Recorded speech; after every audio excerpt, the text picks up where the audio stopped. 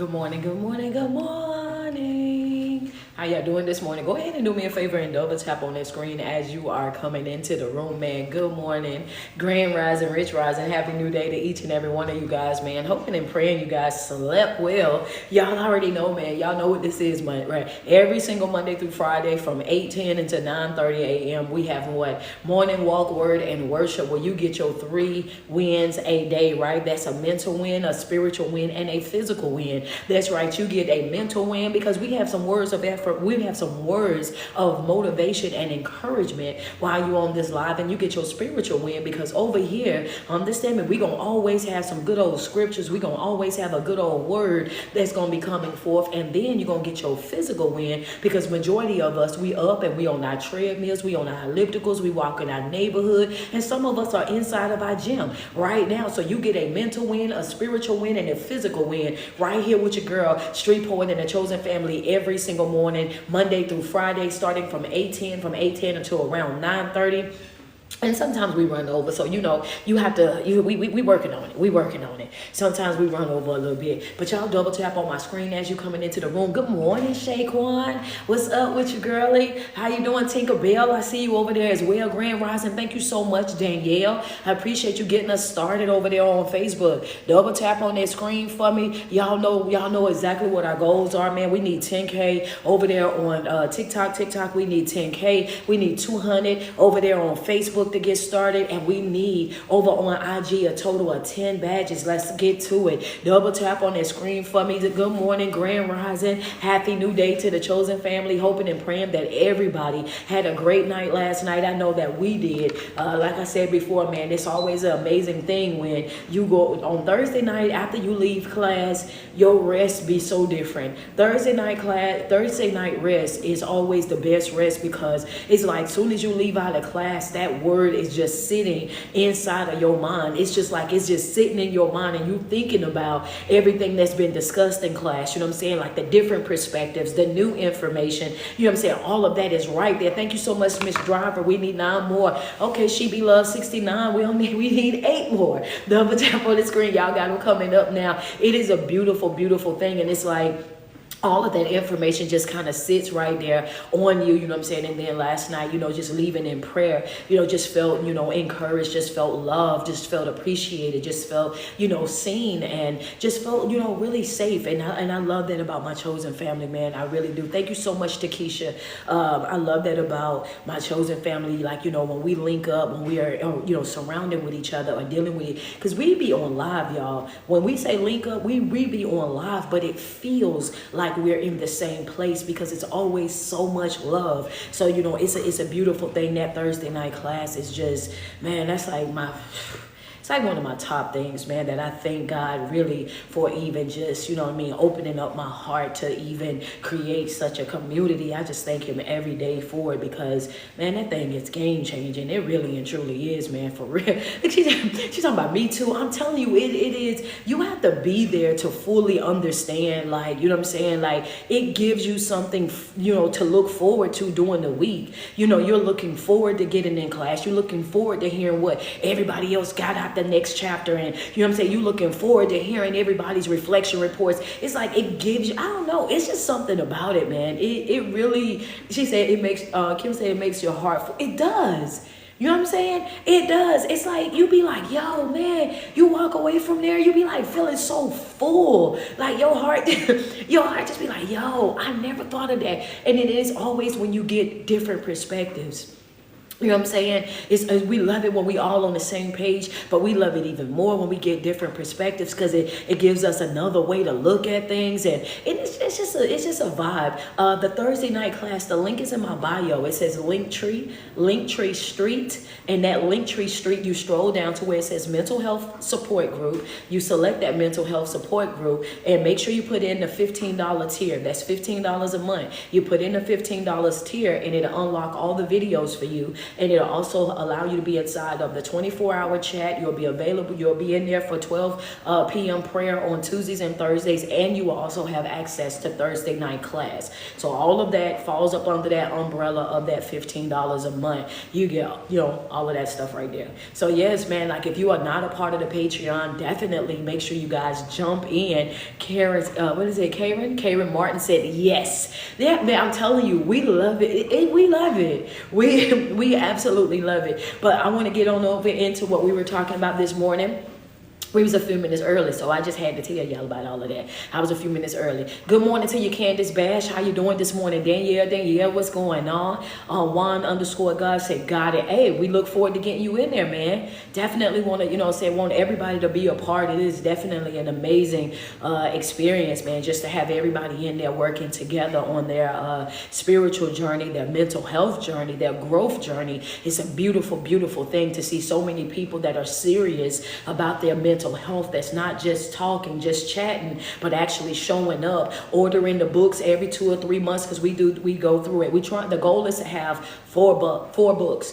The goal is to go through 4 books a year. 4 books a year is what we've been doing. And man, we've been doing a great job, man. I think we've wrapped up 2 different books thus far, right? Or did we we came in on, I feel like we wrapped up, One Day My Soul Just Opened Up, Ayana. I feel like we wrapped that up the first part of this year. Then we jumped into The Garden Within, and now we on our new book. So we on our 3rd book. Am I right or am I wrong?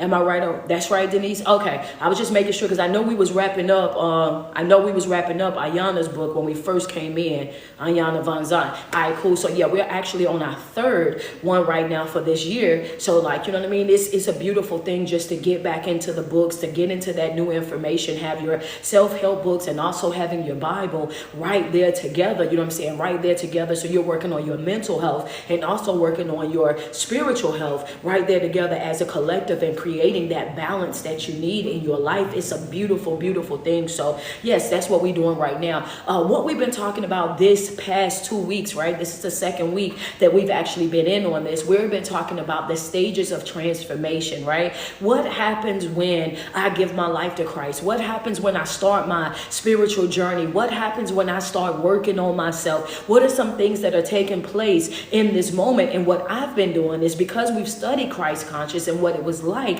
to actually operate with Christ conscious, I came back and I'm saying, hey, now that you're actively, right, pursuing a close, more intimate relationship with Christ, let me make you knowledgeable, right, of some of the things that's going to be taking place in your life, so that when they happen, you won't get scared, you won't be shocked, you won't think that you're doing something wrong. And you know what I'm saying? Because it's easy to, when you haven't experienced something before and then it starts to happen, then you start like, wait a minute, when this started happening, you know what I mean? And I don't want you to be that way. So I'm going to make you knowledgeable about these things, so that when these things start to happen in your life, you're like, hey, I know what to do with that. I already know about that. We already talked about that. So one of the things that we talked about thus far have been exposure, how God will start before he elevates you. He will expose you. What will he expose you to? He will expose you to the true nature of every single person that is around you. Understand me? She says, well, Coach, I was just going to ask a question about that. Listen, listen, you right where you need to be. You right where you need to be. Right here, right? So the first thing that God does before he starts to elevate us or take us to that new dimension, that new place on our spiritual journey, he will start to expose you. He will put it all out there on the floor. Let me show you exactly who you dealing with, what you dealing with, what the outcome of these situations is. Let me put it out there. And the reason why he does that is because he wants to show you, hey, look, you have to utilize your divine right of choice. You have to decide if you want to stay connected to these particular things or not. Listen, this is going to be the outcome of it. It's either you're going to come over here or you're going to stay over there. But if you stay over there, this is what you're going to be dealing with, right? He's going to expose you to the true nature of everything and everybody that surrounds you, which then encourages or influences you to utilize your divine right of choice. Everybody write it inside the chat. There you go, Crystal Love. You had it right on time. There you go, inside the chat. Divine right of choice. It is extremely important us as believers always acknowledge the fact that we have a divine right of choice. And that did not just start right now here today, right? We learned that this past week. That didn't just start right now today. We've had a divine right of choice since the very beginning of time. When God created man and woman, right? When he created us, we were created with that divine right of choice. Well, Coach, why do you say that? Because I told you guys, when Adam and Eve was inside of the garden, right? He told them right and wrong. He told them what they could have, and he also told them what they couldn't have, but he did not make it so they couldn't have it. Yeah, come on. Thank you, Denise Rose. Good morning, sweetheart. Yeah, what'd you say? He told them what they could have and what they couldn't have, but he did not make it so that they could not have it. He did not make it so they could not have it. What does that mean? That means that you're always going to have a divine right of choice. You're always going to experience good and you're going to experience evil, hot and cold. For every action, there's a reaction. There's always going to be a counterpart. Understand me. We serve a free will God. He's not going to force you to do anything. He's going to present you with this is what this is what that is, and he's going to give you the opportunity to make a decision with your divine right of choice as to which one of those things you're going to go after, right? So you have to utilize your divine right of choice. Look at Lily jumping ahead. Hold on, I'm getting there, right? So you have your divine right of choice, right? This is what you have. So your divine right of choice is going to be the header. That's going to be the bold print that you're going to have in the middle of your notes, right? And I told you, I said up under that right there, up under where you have divine right of choice, you have to create the V, right? You create the V, and the V is going to represent, right? You have over here, you have your divine right of choice, you have your alignment with God. On the other side of that, it's going to be when you're out of alignment. This is going to be your alignment. The other side of that V is going to be when you're out of alignment. Well, what happens when you are in alignment with God? Then you reap the benefits or the perks. So you will have, when I'm in alignment with God, this is what your notes should read. That's when I reap the benefits. That's when I reap the perks. That's when I have the abundance. That's when I have the overflow. That's when things start happening for me in my life, unexpectedly, doors opening, opportunities coming. Things start just unfolding in a way that I need them to unfold. And that's because you are in alliance with God. You're locked in with him. So everything that you're doing, right, you're doing under his instructions, under his guidance. And when you are locked in with God, what? He sees it all. He's in control of it all. He's right there with you. And as long as he's there with you, you will succeed. You're going to succeed in everything that is due. That's the perks of being in alignment. Well, over on the other side though, Coach, on the other side is going to be what? That's going to be your consequences. Understand me. When you decide that you're going to go your own way, you have to also understand that there's going to be consequences that's going to be listed out of you going your own way. God is always going to show you, hey, here's this and here's that, and there you are in the middle, and you get to make a decision as to which way you're going to go. You're going to have to make that decision. So when Adam and Eve was inside of the garden, it was the same exact way. He says, this is the trees that you can have. You can have all of this. These are the perks. This is the overflow. This is the abundance. You have everything here except for one. Can you imagine that? Can you imagine that? Let's sit in that for a second. You can have everything that is here, everything that is here. You're more than welcome to have every single thing that is here, to eat from every single thing that is out here, to enjoy every single thing that's out here, except for one thing, right? So you experience an abundance, you have overflow, you have more than enough, but it's that one thing that you can't have that you want. It is in our human nature to always want what we feel like we can't have. It is in the human nature to always be curious about that thing that we can't have. It's in the human nature to say, oh, well, I need to understand. Why can't I have that? Why can't I touch that? Why can't I bother that? Why can't I do? This is in your human nature. And this is why you have to shut your flesh down. Understand me.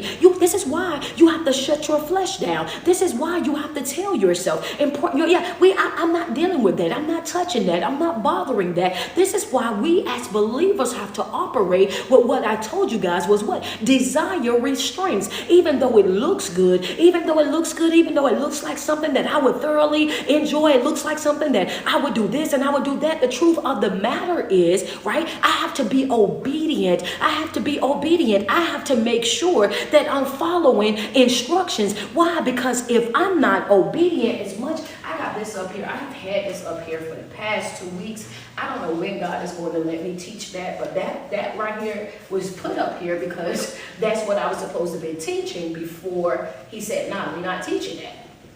Right? So now I'm teaching something different. So now I got to erase it. I'll put it back when I get a chance. But this is what this looks like, right? So you have, let's just say this is a tree. Let's say this is a tree. I'm going to make it look more tree-like in a minute. This is a tree, right? Let's just put these trees out. I'm giving it to you as I'm getting it, so this is going to be freshly drawn. So you guys going to have to give me a moment to get my trees together because I had no plan on doing this. But, hey, this is what it is. This is your trees.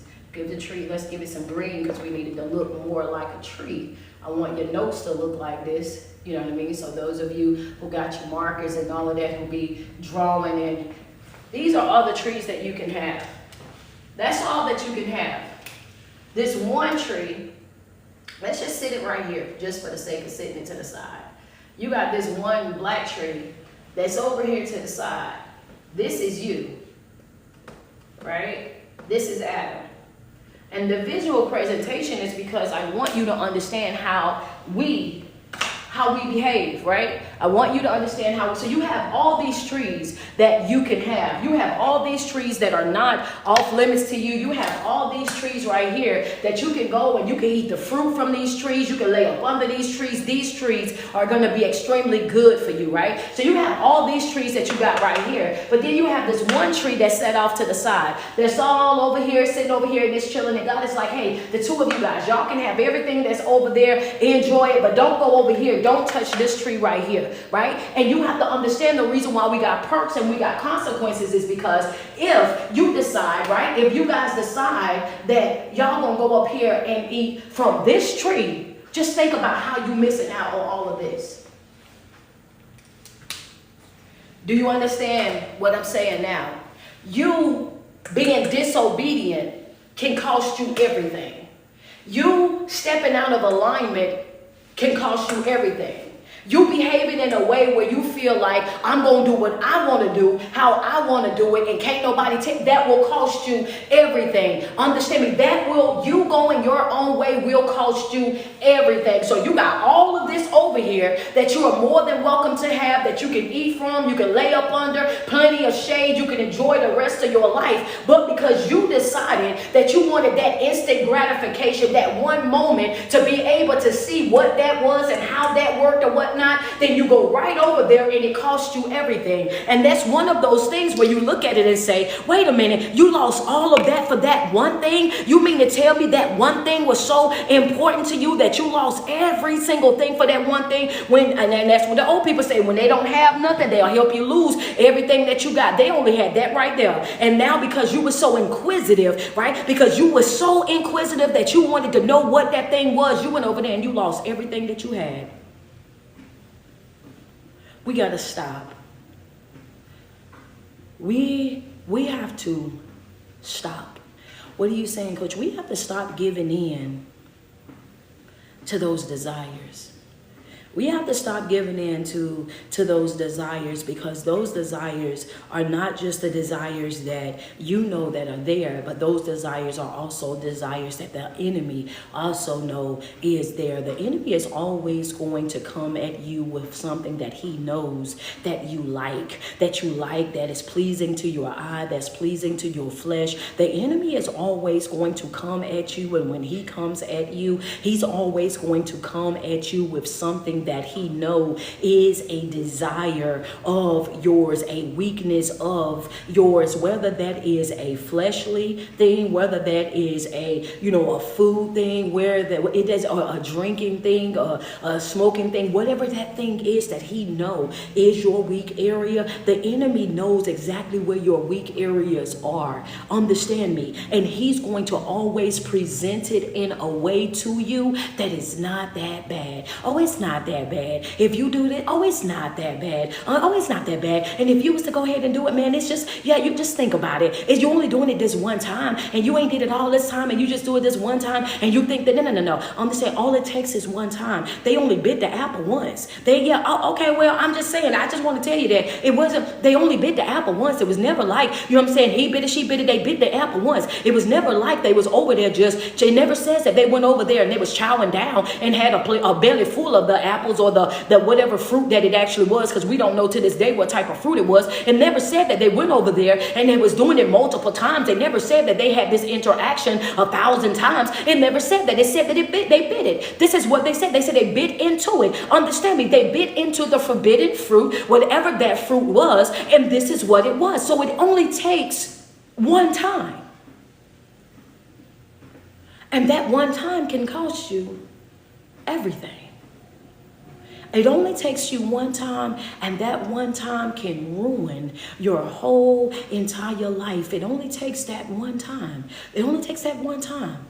And that one time can cost you every single thing that you've been working so hard for. That one time, understand me, will destroy every single thing that you've been over there building in your life. It only takes one time. This is why obedience is so important. This is why staying in alignment is so important. This is why doing the right thing is so important. Why? Because it only takes one time. Put that out there. Put that in your notes real quick. Because it only takes one time, and that one time can cost you everything. It can cost you everything. That one moment will ruin your whole entire life. Just think about it. It only took one time. It only takes one time.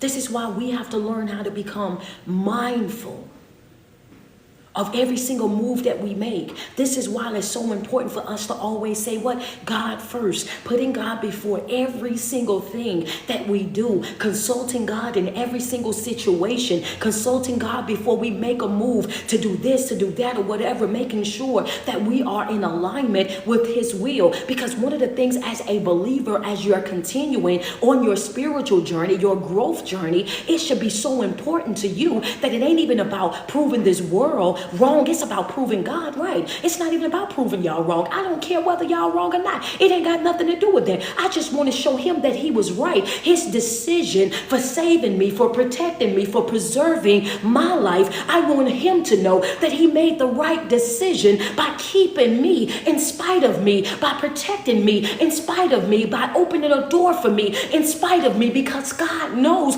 I put myself in some of the same situations that other folk had themselves in, and they didn't make it out. God knows I've tried some of the things that other folks have tried, and they didn't come back from that. Understand me, some of us have been in the same situations with some of these same people, and we're able to look at them and say that I thank God that I did not allow that thing to pull me down like that. Oh my God, I thank God that I did this and I did that, but I was able to get away from it. Oh my God, I thank God. Oh yeah, I dealt with that individual as well, but did not know all that was going on, and everybody else's test results come back messed up and yours come back still clean. That ain't nobody but God. You have to understand that it only takes one time to get pregnant, one time to catch a disease, one time to ruin your whole entire life. All it takes is one time.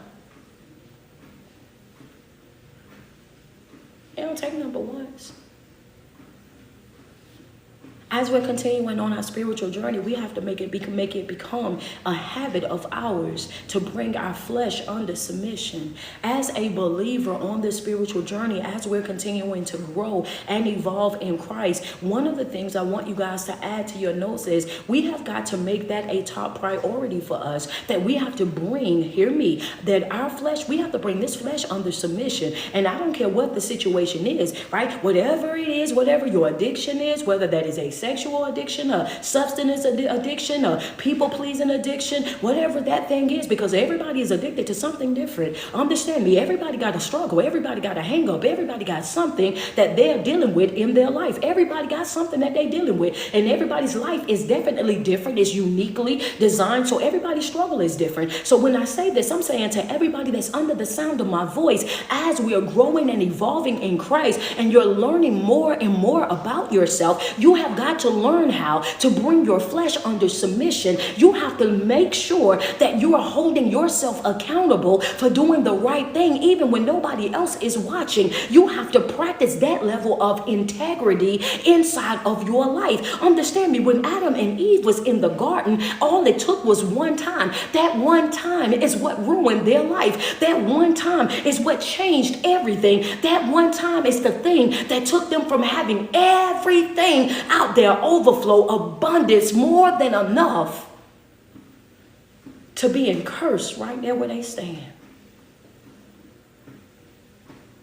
All it takes is one time. As we're growing and evolving in Christ, one of the first things that he's going to do is expose us. He's going to expose us to the true nature of the people and the places and the things that are around us, so that we can utilize our divine right of choice. Your divine right of choice, you're going to have the V, and on one side, over on your right-hand side, you're going to have the perks or the favor of God, and on the other side, you're going to have consequences, which are the consequences of your actions. You are the point that's in the middle, down there at the bottom. Why? Because you get to decide, utilizing your divine right of choice, which way you're going to actually go. God is always going to have them both right there, because it would have been too easy for him. If he did not want them to eat off the tree, some folks might add, well, why didn't he just remove the tree? If he didn't want them people to eat off the tree, then coach, why even put the tree in the garden? You know what I'm saying? It's almost like he set them up to fail. Why would you put a tree there and then tell them not to eat from the tree, already knowing, you know, that the serpent is there as well. So you know the serpent is going to be bothering them and trying to encourage or influence them to go over there and eat off the tree. If it was too simple, too easy for you to simply not put the tree there, why put the tree there if you don't want them to eat from the tree? You have to make that make sense. Why would you put something there and then tell me not to touch it? Why would you put it there and have it looking all beautiful, branches all flourishing, it's looking all colorful, the fruit looking all juicy, all of that? Why would you sit it there and then sit it smack dab in the middle where we see it right there the whole entire time? We got to walk past it. That's tempting. We got to interact around it. Oh, that's tempting. Why would you put it right there to tempt us the way that you're tempting us, but then tell us not to eat from it? That's right, Kim. That answer is correct. Divine right of choice. Understand me. We serve a God that says, I want you to choose me. Understand me. I don't care how good they look, how good she look. I don't care what they got going on, how much money they make, what type of car that they're driving, what type of opportunity that they're presenting to you. I want you to choose me. I want you to choose me. I want to show you all the glitz and the glamour of this world. And I want to know that even if the world is glamoring the way that it's glamoring and it's glistening and all of that, shining so bright and all of that, I want to know, would you still pick me over it? Would you still choose me over that? If push come to shove and the rubber hits the road, will you still say, it's you I want? Come on. This is what it was about. It's about, yeah, I could have, come on, Lily, can we be real? Would you still choose me? Would you still choose me? Come on, Anissa, double tap on my screen. That's tight, but it's right. That's good information right there. He's saying to you, would you still choose me? Would you still say that I'm going to serve you, that I'm going to be here with you, that I'm going to worship you? If you've seen the glitz and the glam, and you've seen all these beautiful things, and it's walking around and this and that, and it's telling you all this and that, which one are you going to go? Which way are you going to go? Which one are you going to accept? It was always always, since the beginning of time, it's always been about a divine right of choice. It's always been about you choosing him. This is what he was saying. I don't want nothing that don't want me. Understand me? I don't want nothing that don't want me. And that's our mentality right now in 2025. Baby, I don't want nothing that don't want me. If you feel like you don't want me, there's the door. If you feel like this too hard for you and this not giving you what you thought it was going to give, baby, there's the door. Don't feel like you got to put up with me. Don't feel like you got to tolerate me. Don't feel like you got to settle for me. There's the door. I was breathing before I met you. I was living life before I met you. And some of us was a whole lot happier before we met whoever it is that we've been dealing with. Baby, if truth was to be told, hello, somebody, can we just be real? Look, I just want to know, can we be real? Understand me? Like, no. Don't ever for a second get so comfortable in this thing that you think that you're stuck with me, because you're not stuck with me. At any given moment, if you feel like you need to be gone, then go ahead and be gone, because that's not going to stop my life. That's not going to slow up my life. That's not going to keep me, you know what I'm saying, in no stuck, stagnant type of state. I'm going to still be who I am, even if I'm not connected to you. That is the power of knowing who you are. That's the power of knowing your worth. That's the power of knowing that I don't have to be connected to anybody for me to still be me. Come on, double tap on that screen. That's real right there. That's real. Some folk don't like to have that conversation right there. Baby, I'm gonna be me with, even if I ain't with you. Understand me? Yeah. Truth be told, I'm better. Yeah. I'm better. I'm really better when I'm by myself, to be honest with you. You know what I'm saying? I'm really better. Yeah. Something they don't like to talk about that. Come on, Cook by Nature. Double tap on this. Yeah, they don't like to talk about that. Like, truth be told, like, I love the relationship that I'm in, and you know what I'm saying? I enjoy the time that we spend together. But if truth was to be told, I'm actually more productive when I'm by myself. Understand me? And it ain't no, yeah, I don't want you to take that no negative way, but sometimes you have to let that be known. I get more done when I'm by myself. I'm more productive when I'm by myself. I'm way more focused when I'm by myself. Understand me? I'm way more focused when I'm by myself. When it comes down to my self-care, I do more of that when I'm by myself. Understand me? I do more reading when I'm by myself. Understand? When I'm not worried about what I'm going to fix for you, what I'm going to wash the clothes, if I'm going to do this and that, whoop, whoop, wham, wham. If I'm not worried about all of that stuff, you should see the way that I be over here flourishing in my own life. Please don't ever think for 1 second, that I won't be good without you, because that's what's going to make your chest really hurt, is the moment that you separate or you decide to go your own way, and then all of a sudden you see how, yeah, that's why every time when you break up for somebody, when y'all have that breakup, when y'all end up separating or not dealing with each other like that, that's why you always see how they start glowing. Like, dang, they start glowing after their relationship. Oh my God, they done went and bossed up after that relationship. Oh my God. You start looking at them and you're like, man, what? And then you're like, man, you seen them? And it's not even, and I want to be real. And it's not even that the relationship don't even have to be bad. You guys can respectfully decide not to deal with each other. But the truth of the matter is, relationships, right? Relationships require your attention. And when you are in a relationship, right, you are not just taking care of yourself, you're taking care of the other individual as well. Relationships come with compromise. Understand me? So y'all are over there going back and forth with each other. And as much as you want to do all of these things for yourself, when you are in a relationship, you have to be mindful of the fact that you are in a relationship, right? So you have to do things that actually make sense and also include that other individual. And sometimes you may not be able to do all that you want, because you have to do some of what they want as well. So the people don't think about that. And the moment that you separate yourself from that, right? The moment that you separate yourself from that, then now you're able to put 100% of your focus on yourself, 100% of your focus on your growth and your development, 100% of everything that is you is now focused on this. That's why the glow up be so powerful. That's why the glow up be so real. That's why the savings and everything about you be so dramatic, so dramatic and all over the place. It be that way because you're now focused. But guess what, y'all? It's that way in your spiritual life as well. When you become super focused in your spiritual life, I'm talking about when you start building a relationship, a real relationship with God. I'm talking about an intimate relationship where you sitting with him every day in prayer. You going into meditation. You're studying that word with him. The same way you glow up in the physical, in your body. Understand me, that you glow up in your finances when you get super focused. And yeah, the same way you will glow up spiritually. Understand me, that's the same exact way that you will glow up spiritually. The moment that you really start tapping in to him, seeking his face day in and day out, making him a priority in your life, this is what will happen on your spiritual journey. This is what brings in that awakening. That's when you start to experience what we call the awakening. That's when that transformation starts to happen. That's when that exposure starts to happen. That's when these things start to take place in your life. The moment that you get serious, whatever it is that your mind is focused on is what is going to produce more of,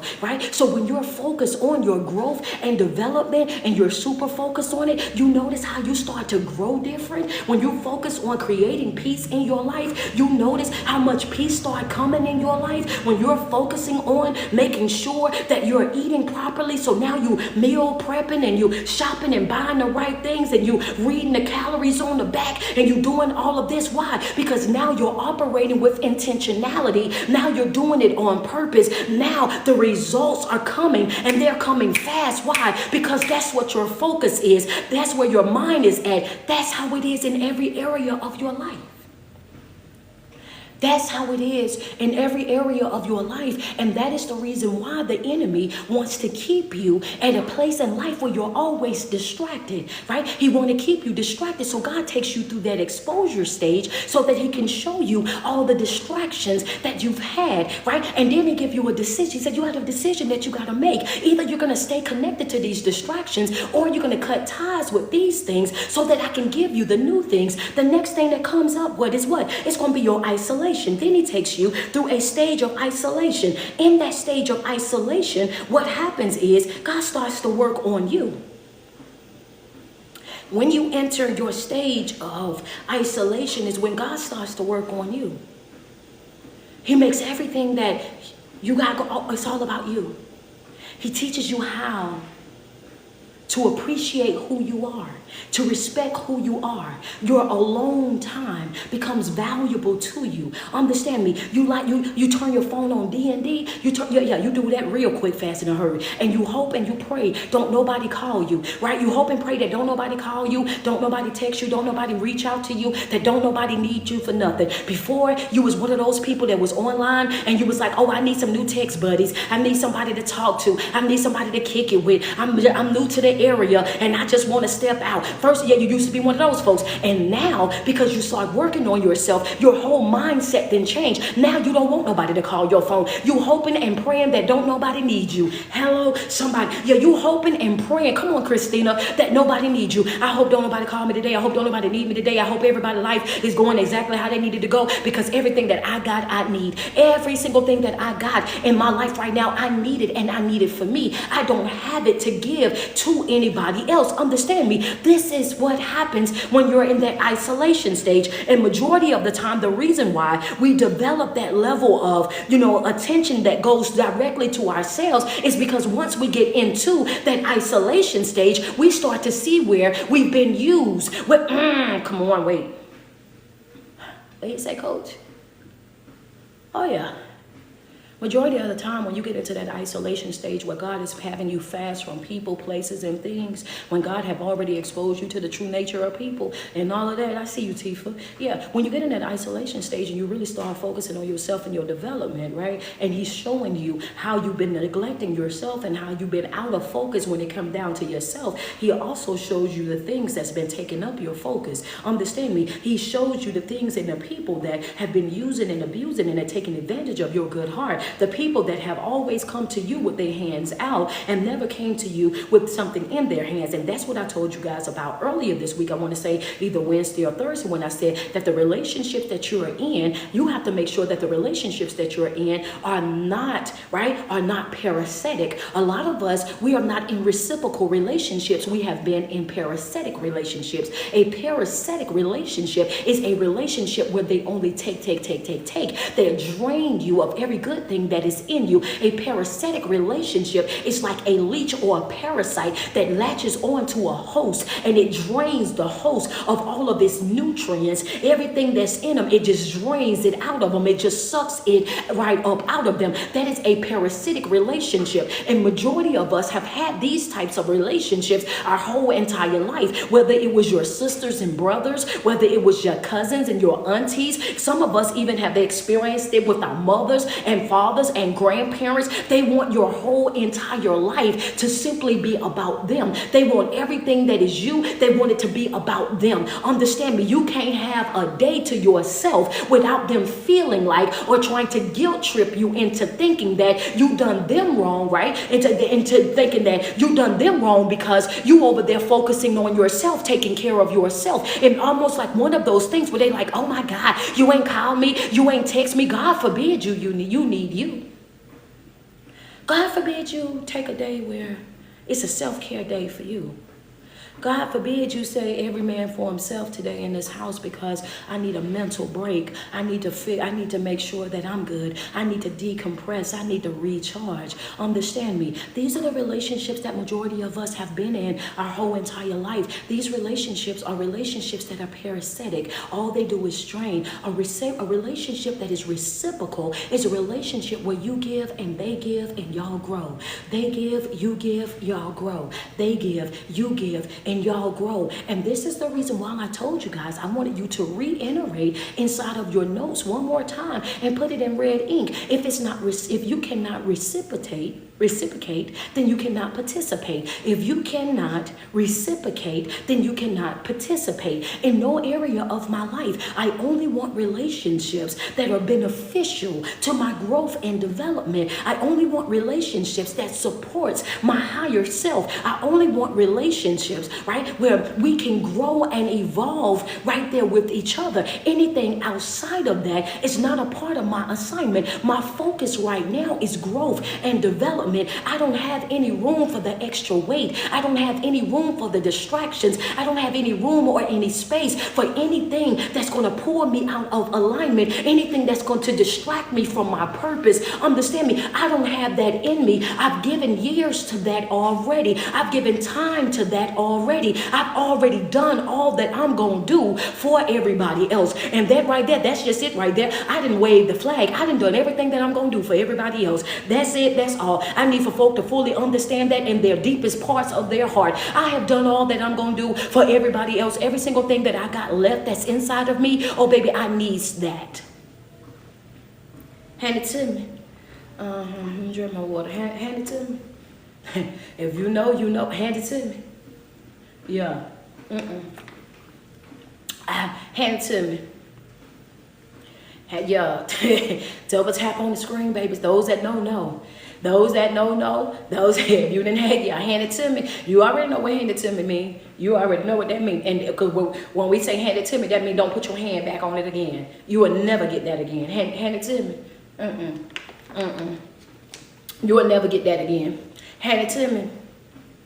Hand it to me. That means, yeah, you know you out of line for even having it. Hand it to me. When we say hand it to me, you will never get that again. So when we saying hand it to me, I want you'll never get that version of me again. Come on. Who in my chat gonna be real? Who in my chat gonna be real and say, you know what, coach, I can tell you right now, the version that I used to be, they'll never get that version of me again. Yeah, hand it to me. You will never get that version. You will never get that version of me again.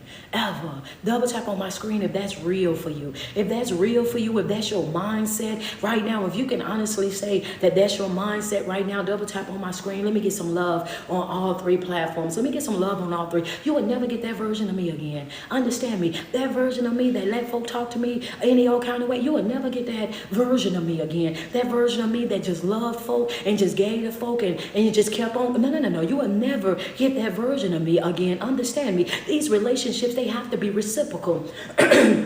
I want you to know, you will never get that version of me. That version of me that would just let you just do this and let you, no. That was because I did not know my worth. Thank you so much, Benny Simpson. That was because I did not know my worth. That was because I did not know my value. I did not know what I was bringing to the table, coach. And at that time, I still was afraid of being by myself. And because, thank you, Crystal Love, and because I was afraid of being by myself, I settled for broken folk. I settled for them talking to me any kind of way, treating me any kind of way. Thank you, Takesha. I settled for the broken friendships, and even though I was friends to them, they wasn't friends to me. I settled for that because I didn't want to be alone, and I put up with things that I know that I shouldn't have put up with. I tolerated more than I should have tolerated. I stayed at that job even though they played in my face and they had me training folk that they was putting all over the top of me and seeing that I was more than capable, more than able to do the job, but they was trying to be funny. Come on, Candace Bash. Come on, y'all, let's be real about it. Let's be real about it. They played in my face. Understand me. They used and abused me. They only called me when it was beneficial to them, when they knew that I was the dependable one. I was the one that I come through. I was the one that I give it and never question anybody about it. I was the one that I do it, and they know that I would do it. And when I did it from my heart. You will never get that version of me again. Whoa. You see all that stuff that I named? Sit back in your chair real quick. Fold your arms, one over the other. Now you see why they mad.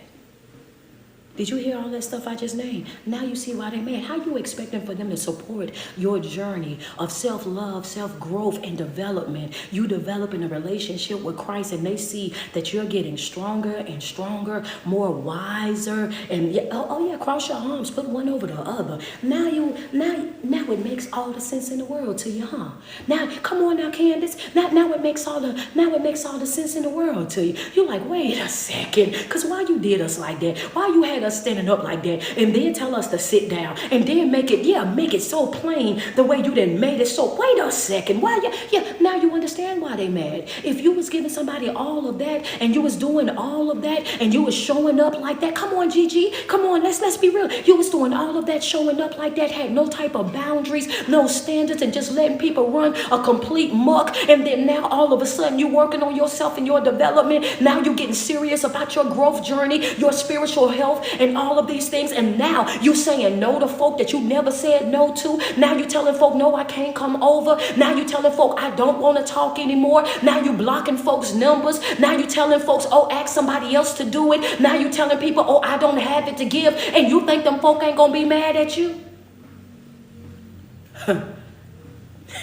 Yeah. And now it makes sense, right? Now it makes sense. Oh, they mad at you because they understand that you working on you changes how they gonna be able to deal with you, and it's gonna change the way that you deal with them. It's gonna change the whole dynamic of that relationship. Folk don't be mad that you working on yourself. They see people go to church every day, but when they go to church every day, they've been used to dealing with people that were double-minded. They dealt with people that went to church on Sunday, and when they left the church parking lot, they was already back in the same life that they had came up there in. Understand me? They've been used to dealing with folk that was double-minded, people that had a form of godliness but was denying the power thereof. They can hoop and holler and shout all up through the church. They can speak in tongues and then leave the church and be drunk as Cooter Brown. Understand me? Within the first 5-10 minutes, who was already back on the front porch. I'm talking about straight out of service and right there, already rolled up and doing their big one right there on the front porch with everybody that was in the neighborhood. That's what they've been used to dealing with. So when you come into play and now you are not that person that's operating with that double-minded mindset, and you are the same person in church that you are when you outside of church, they don't understand that.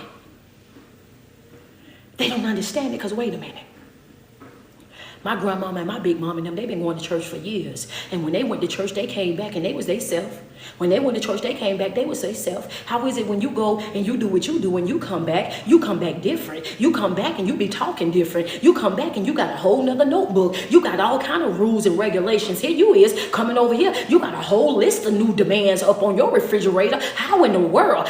Wait a minute, something about this just ain't right. They're not used to people actually changing. They're not used to people actually growing and evolving. They're not used to people reading the word, understanding the word, applying the word to their life, and actually changing from that word. They're not used to that because that's not something that they've been seeing. They so used to seeing people that was double-minded, that was just playing church, that was just performing in church, that they don't even understand the folk that never went to a church, but just sit at home and read the Bible and go to certain groups and classes where they learn and develop. See, the word is going to be the word no matter where you have it at. You can be out there in the woods reading the word, but if you read it and you understand it and you apply it to your life, it's going to influence change in your life.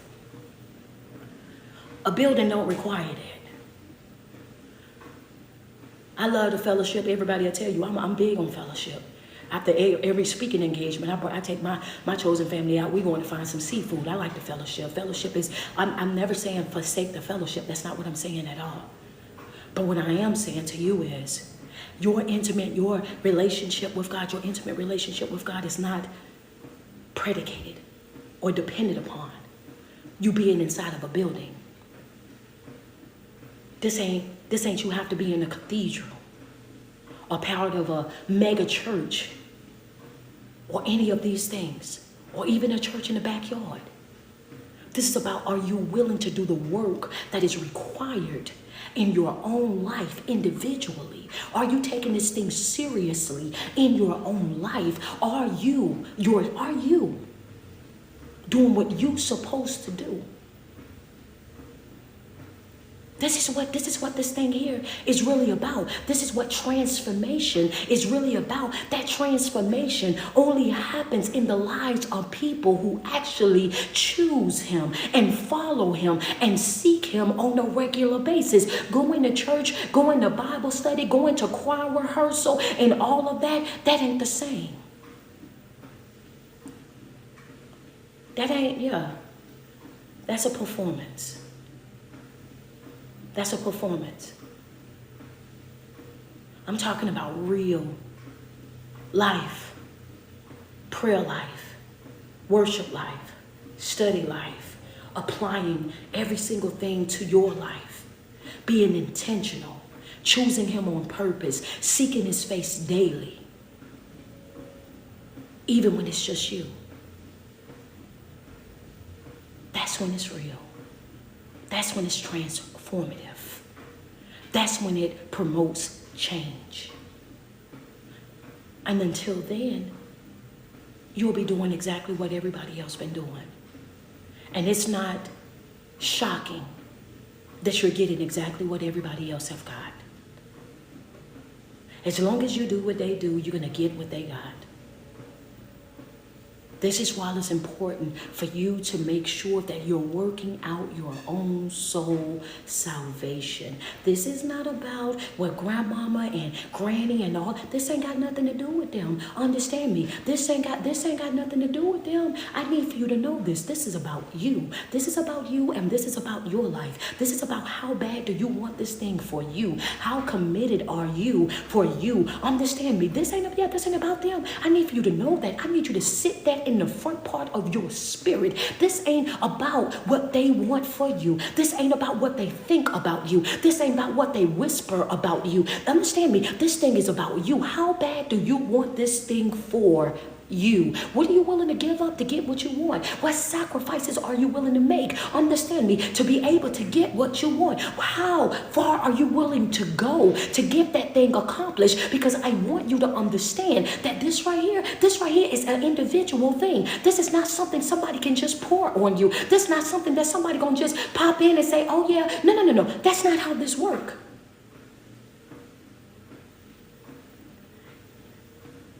Number one that I gave you, when you're entering exposure, isolation, and now we're talking awakening.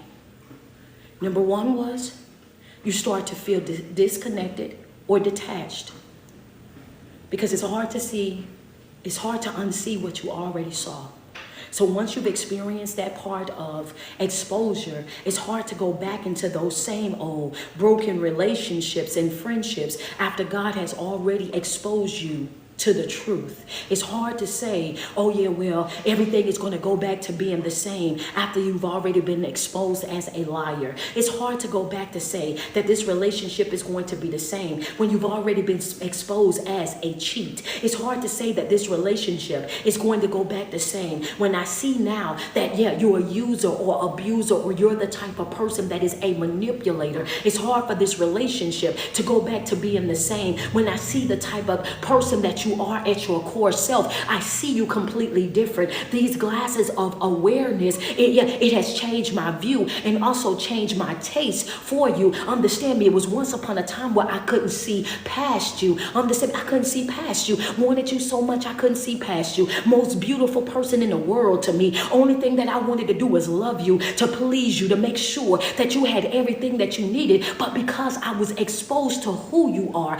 at your core self, because now I'm able to see the things that you're capable of doing while looking me directly in my face, and sometimes even crying tears, right? Some folk will look at you with tears all in their eyes, crying big crocodile tears, and be lying all at the same time. I mean, they have mastered the art of crying and lying right at the same time, and can do it with no effort. Do you hear me? Now I know who you are at your core self, that you can lay next to me knowing that you're betraying me all at the same time. Understand me? So now I know who you are at your core self. I can't, once I've been exposed, I can't be unexposed.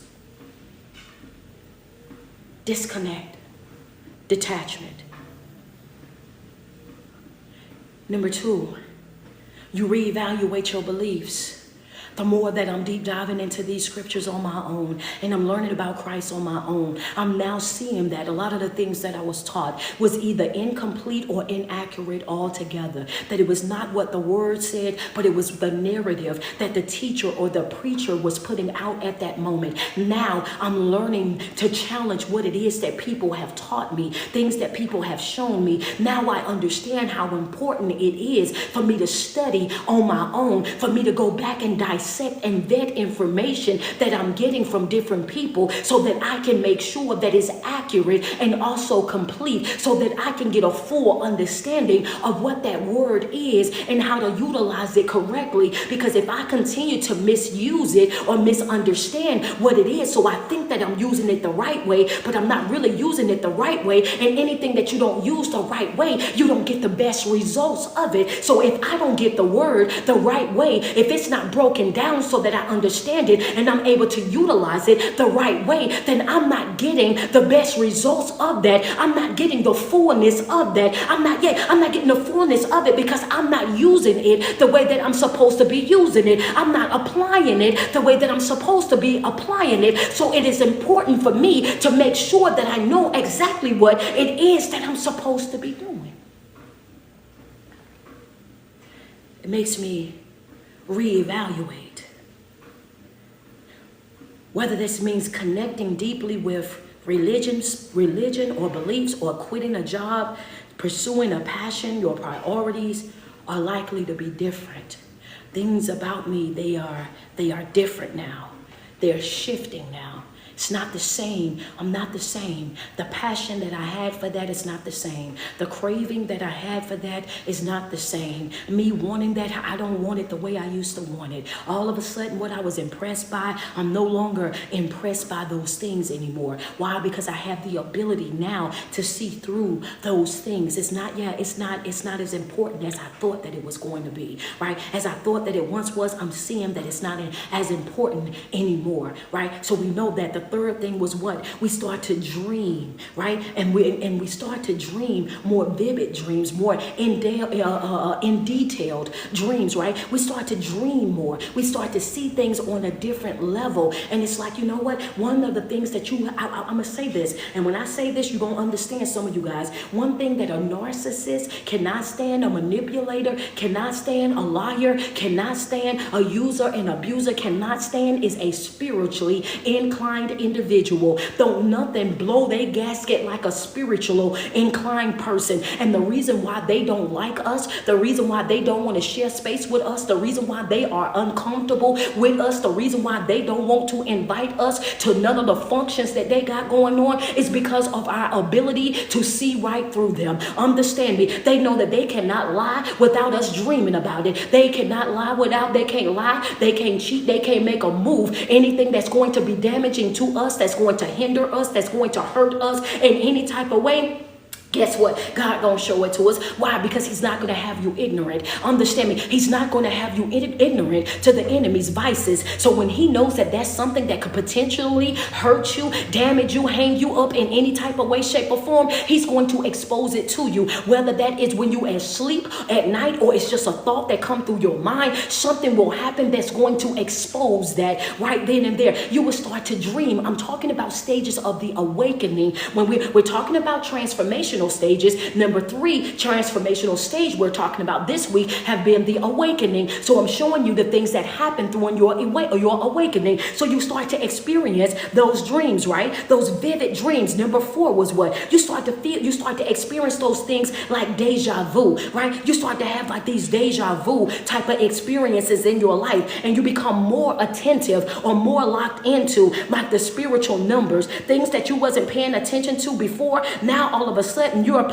paying close attention to those things. Those things are popping out at you every single day, right? 444, 111, 222, 333, 555, 911, all of these things, 1212, all of these things start to pop out at you, and you start to see them all out the blue. You wasn't even noticing it before, but you notice it so much now that you actually start Googling what these numbers mean. Because why do I keep seeing these numbers? Why these things keep popping up? Why every time I look at my phone, then that's the number that's on my phone? Why every time I look at the TV, I look at the clock, and this is what's on the clock? Like all of a sudden you start Googling it, right? But the truth of the matter is those things have always been there, but you've been so distracted with life that you wasn't paying no attention. Small things that people say and people do, small things that people say and people do. Now all of a sudden you start paying attention and you start noticing small things about these individuals individually, right? It start popping out to you. Why? Because now you're more attentive, you're more locked in. So it's very hard to get things past you.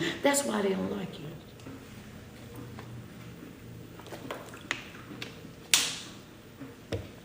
Some of them, they'll even say it. Can't get nothing past you. God, dog, you knows it. God, dog, you see everything. God, dog, you pay attention to everything. Oh, yeah. You become extremely, when you are experiencing an awakening, you start to experience, oh, man, you don't miss a beat.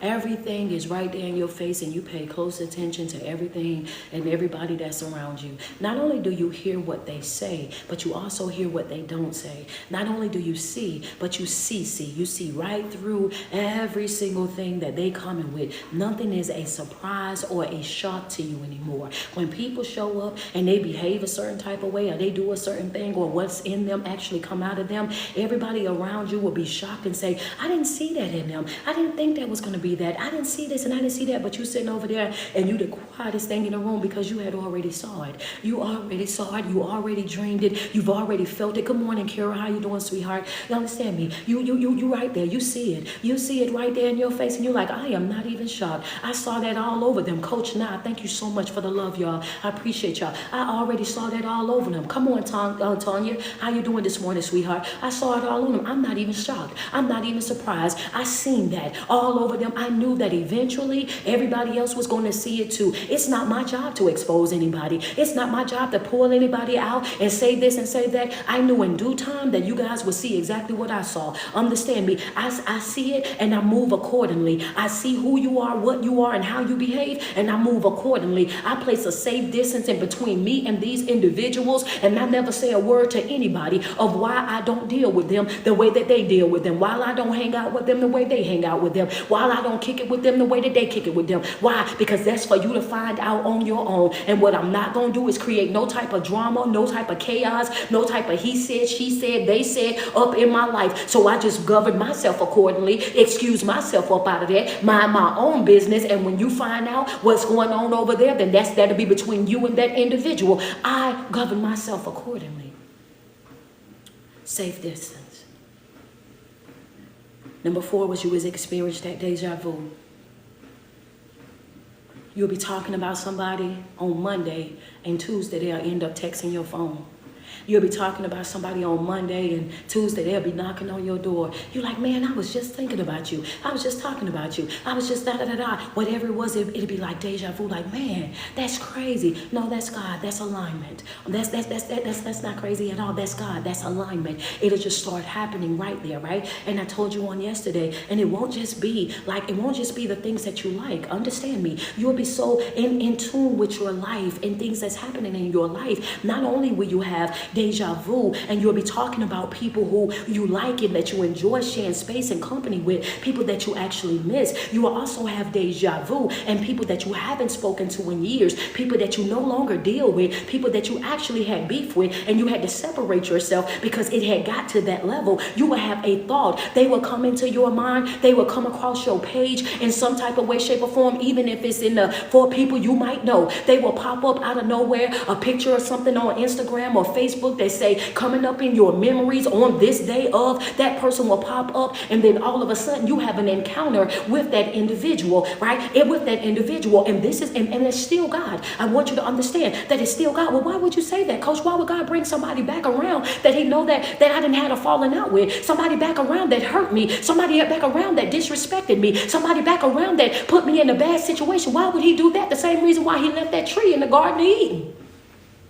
Can we talk about the tree again? The tree, didn't he leave the tree in the garden? He knew the tree. He knew if they ate that tree, it was going to be problems, ain't it? Yeah. He knew that if he ate it, didn't he? Did he move the tree? No, he did not move the tree. Understand me. He didn't move the tree from the garden, and he's not going to move everybody that you don't get along with. He's not going to move everybody that you've had an issue with. He's not going to remove everybody that's a thorn in your side. Understand me. It's going to be some things in your life that are not going to be removed. You're going to have to do what? You're going to have to operate with that Christ conscious, and you're going to have to do what Christ would do in that situation. I'm going to show you love, and I'm going to show you respect anyway. I'll never reconnect with you or anything like that, but from a distance, hey, how you doing? Understand me, and keep on going right on about my business. I'm not going to allow you the power or the authority to upset my day, to ruin my mood or anything like that. But you run back into these people because God wants to know, do they still have the power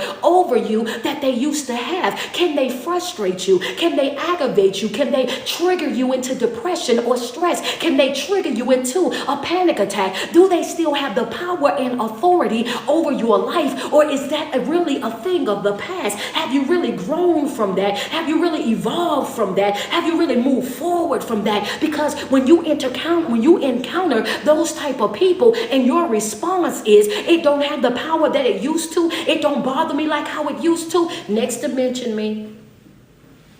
Hello.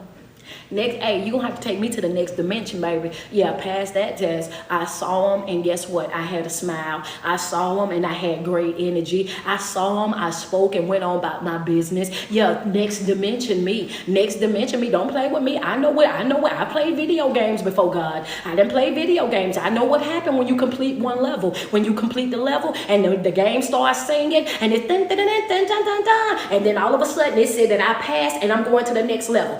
Next level me, next dimension me. Yeah, next phase, please. Next. Hello. Come on, _God. For real. Next. Take me to my next. Take me to my next. I know how this thing go. You start to learn life. Right? Next level me. Next level me. This is what happens. So stop being upset, frustrated, aggravated, and annoyed when you start running back into these people. I just want to talk to your spirit real quick. When you start running into these people from now on, and you have these different experiences, think about what Coach just told you, right? You're running into these people for a reason. God is trying to test you. He's trying to see if they still have the same power and authority over you to trick you, to trigger you into depression, stress, or anxiety, to ruin ruin your day, to ruin your good mood. From this point forward, think these thoughts in front of your mind. I know why I'm running into you. I know why this is happening right now. And you make sure you do what I pray first. God, give me the strength. Give me the encouragement. Give me the guidance. Give me the next instruction. How do you want me to handle this situation? With a smile on my face, head up, chest out, walking in, not timid, not whispering, not acting like I don't belong. I want to make sure that I am a great representation of you. Understand me? And you walk out there and you just do, and you do just that. And so much so that, you know, everybody looking at you like, girl, I thought you was going to show out. Why? Girl, I thought you was going to, why? And here you are. Next level me. Next level me, baby. Yeah, that's how you handle that. It's a test. It's a test. It's nothing but a test. Every experience that we have here on earth, it's nothing but a test. It's nothing but a test to see if what you say, you actually mean. If you are committed, are you ready to go to that next dimension? Are you ready to go to that next level, that next phase of your life? It's just a test. Next level. Number 5 was your relationships will begin to shift. Of course, we know that our relationships are going to start to shift because I've already touched on that, right? I told you, it's hard for people to accept the brand new you. It's hard for people to see you in that light. It's hard for people to realize that they're no longer going to have that access to you that they used to have to you, that they're no longer going to be able to reap the benefits of you the way that they've been reaping the benefits of you. It's hard for people to accept the fact that you're no longer the same. When you start learning your worth, your value, knowing what it is that you bring to the table, knowing the caliber of man or woman that you are, and they like to play you as a little boy or a little girl, or they have to act like you not that woman, or you not that man, or you don't have it like that really, but they, yeah, I ain't got it like that, but you won't let me go. I ain't got it like that, but you, yeah, if I ain't got it like that, why you won't leave me alone then? You know what I'm saying? They like to play on your emotions, toy on your emotions. They constantly like to beat you down and try to make you seem like you're not this and you're not that, so that they can always have that level of control over you. It's a mind game. They go outside of their way to always try to trivialize everything that's about you, to make it seem very small. They go outside of their way to try to make it seem like you never do anything right. They go outside of their way and they try to ostracize everything that's wrong, that they see is wrong about you. They try to make it big so they can make you feel like you're not worthy, that you're not capable, that you're not able. Understand me? To make you feel like you have to be codependent on them. And the more that you grow and evolve and you enter into that awakening, you will see that you're a lot stronger than what you thought that you were, and you start to find strength inside of that. You start to grow right there in that. Understand me? That right there will shift the relationship. Double tap on my screen. Send me some love.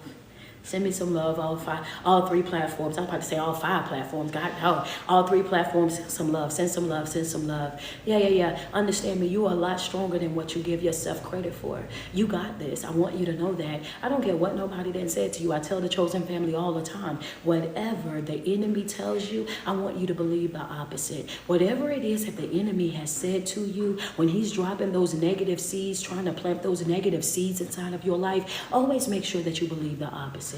Believe the opposite. When he say that you can't, just know that you can. When he says that you're not capable, just know that you are more than capable. When he says that you're not worthy, just know that you're more than worthy. When he says that you're not good enough, just know that you're more than good enough. Never, ever, ever, ever allow the enemy to trick you into thinking that you are not. Understand me? That never, ever, ever, ever accept the lies that the enemy has told you that you are not. Understand me? That you're not good enough, that you're not capable, that you're not able, that you don't look the part. Understand me? In class last night, one of the topic of our conversation was the fact that we were all made in God's perfect image. We look at ourselves and we think that we're not perfect. God did not stop working on nothing until he seen that it was good. Understand me? Everything that God was putting together, that he was molding, that he was shaping, that he was creating, he did not stop until it was good. He made sure that it was good before he moved on to the next thing. So for anybody that's looking at your life and you're thinking to yourself that I'm not this and I'm not that, I want you to know that you have to see you the same way that God sees you.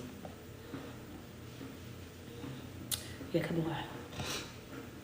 Thank y'all so much. I see the badges coming on IG. I appreciate that love. Thank y'all so much. Thank y'all so much. We have 1570 over here on Facebook. We need 430 more. Double tap on that screen.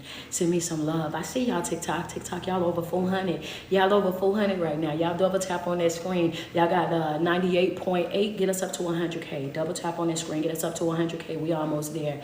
Double tap on that screen if it's tight, but it's right. But you getting exactly what you need this morning. If you getting a word of inspiration, a word of confirmation, a word of correction, or you know what I mean, right now on today, double tap on that screen. All three of them matter. You want some motivation, you want some confirmation, you want some inspiration, and you want some correction. So if you getting all four of those things right there, if you getting all four of those things right now, then it's a beautiful day today. It's a beautiful day. Like, God, dog, I be over here jumping around and I'm inspired. Then the next minute come around, I'm like, oh my God, like I needed that extra push. Oh man, now my toe hurt because right after she gave me the push, now I had to hop on one foot because that's me right there. Now I got to correct that. I got to fix that because ain't nowhere in the world I'm still out here thinking like that. We got to make sure that you're balanced, baby. We got to make sure that you're balanced. I got to make sure I give you all four of them, right? I got to make sure you have all four of them. There you go. Purple flowers, thank you so much, right? So your relationships will start to shift. It says, there can be no doubt the spiritual awakening is transformative and people in your life won't always be able to appreciate it. You may feel like your loved ones don't understand anymore because you are changing. And a lot of times they don't understand it because they've never seen people change this way, right? Because they've never seen this level of commitment. Number 6 is you feel spiritually becoming spirituality. I'm talking about spiritually. You will feel spirituality becoming more important in your life. Your spiritual journey, Anitra Mayo, appreciate you so much for that, CA, right? Your spiritual life will become more important in your life.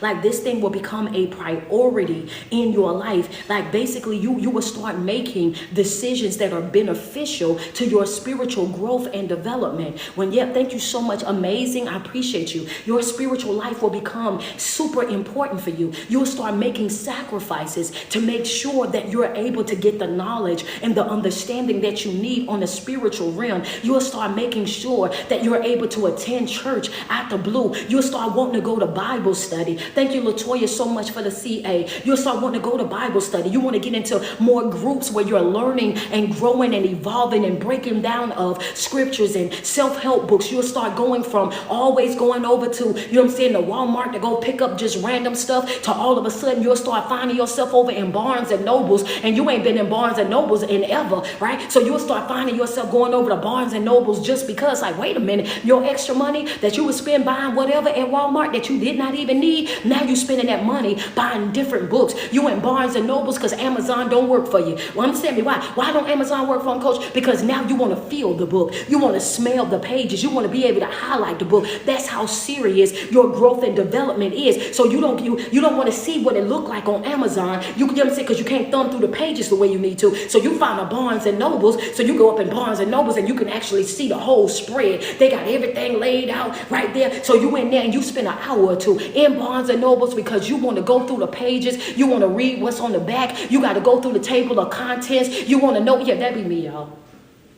That be me. That be stuff I be doing. Don't judge me. I am like a magnet for information. Okay, like whoo, baby. I'm talking about listen. I don't even. Yeah. You will understand it when you in there in the thick of it. You like, nah, I give me a new book a day. I'm telling you, and I be reading them too, highlighting all up through them. Can't let nobody hold them because you didn't highlight and wrote all of them so bad that don't nobody understand it but you. You know what I'm saying? I'm talking about, but you would develop a passion for your spiritual life, so much so that you will make sacrifices to make sure that you're able, right, to get the right type of information. You will make sure that you're in the right type of groups, that you're in the right environments, that you will actually go from, like I told y'all yesterday, saving up all this money to go on this trip, to do this, to do that, to all of a sudden you finding yourself in empowerment events, right? Now all of a sudden you're finding yourself in different master courses on, you know what I'm saying, over here talking about mental health and spiritual health, and you know what I'm saying, correcting this about yourself, and you will find yourself doing things that are more meaningful in your life. Number 7 is that you will become more intuitive, right? You will become more intuitive. When you enter in stage 7, it's a little bit tricky. And we started on this one on yesterday, right? Your intuition, it starts to really grow, right? Your intuition, or what we will also call your gut feeling, right? Your intuition would be so strong, it'll be so keen.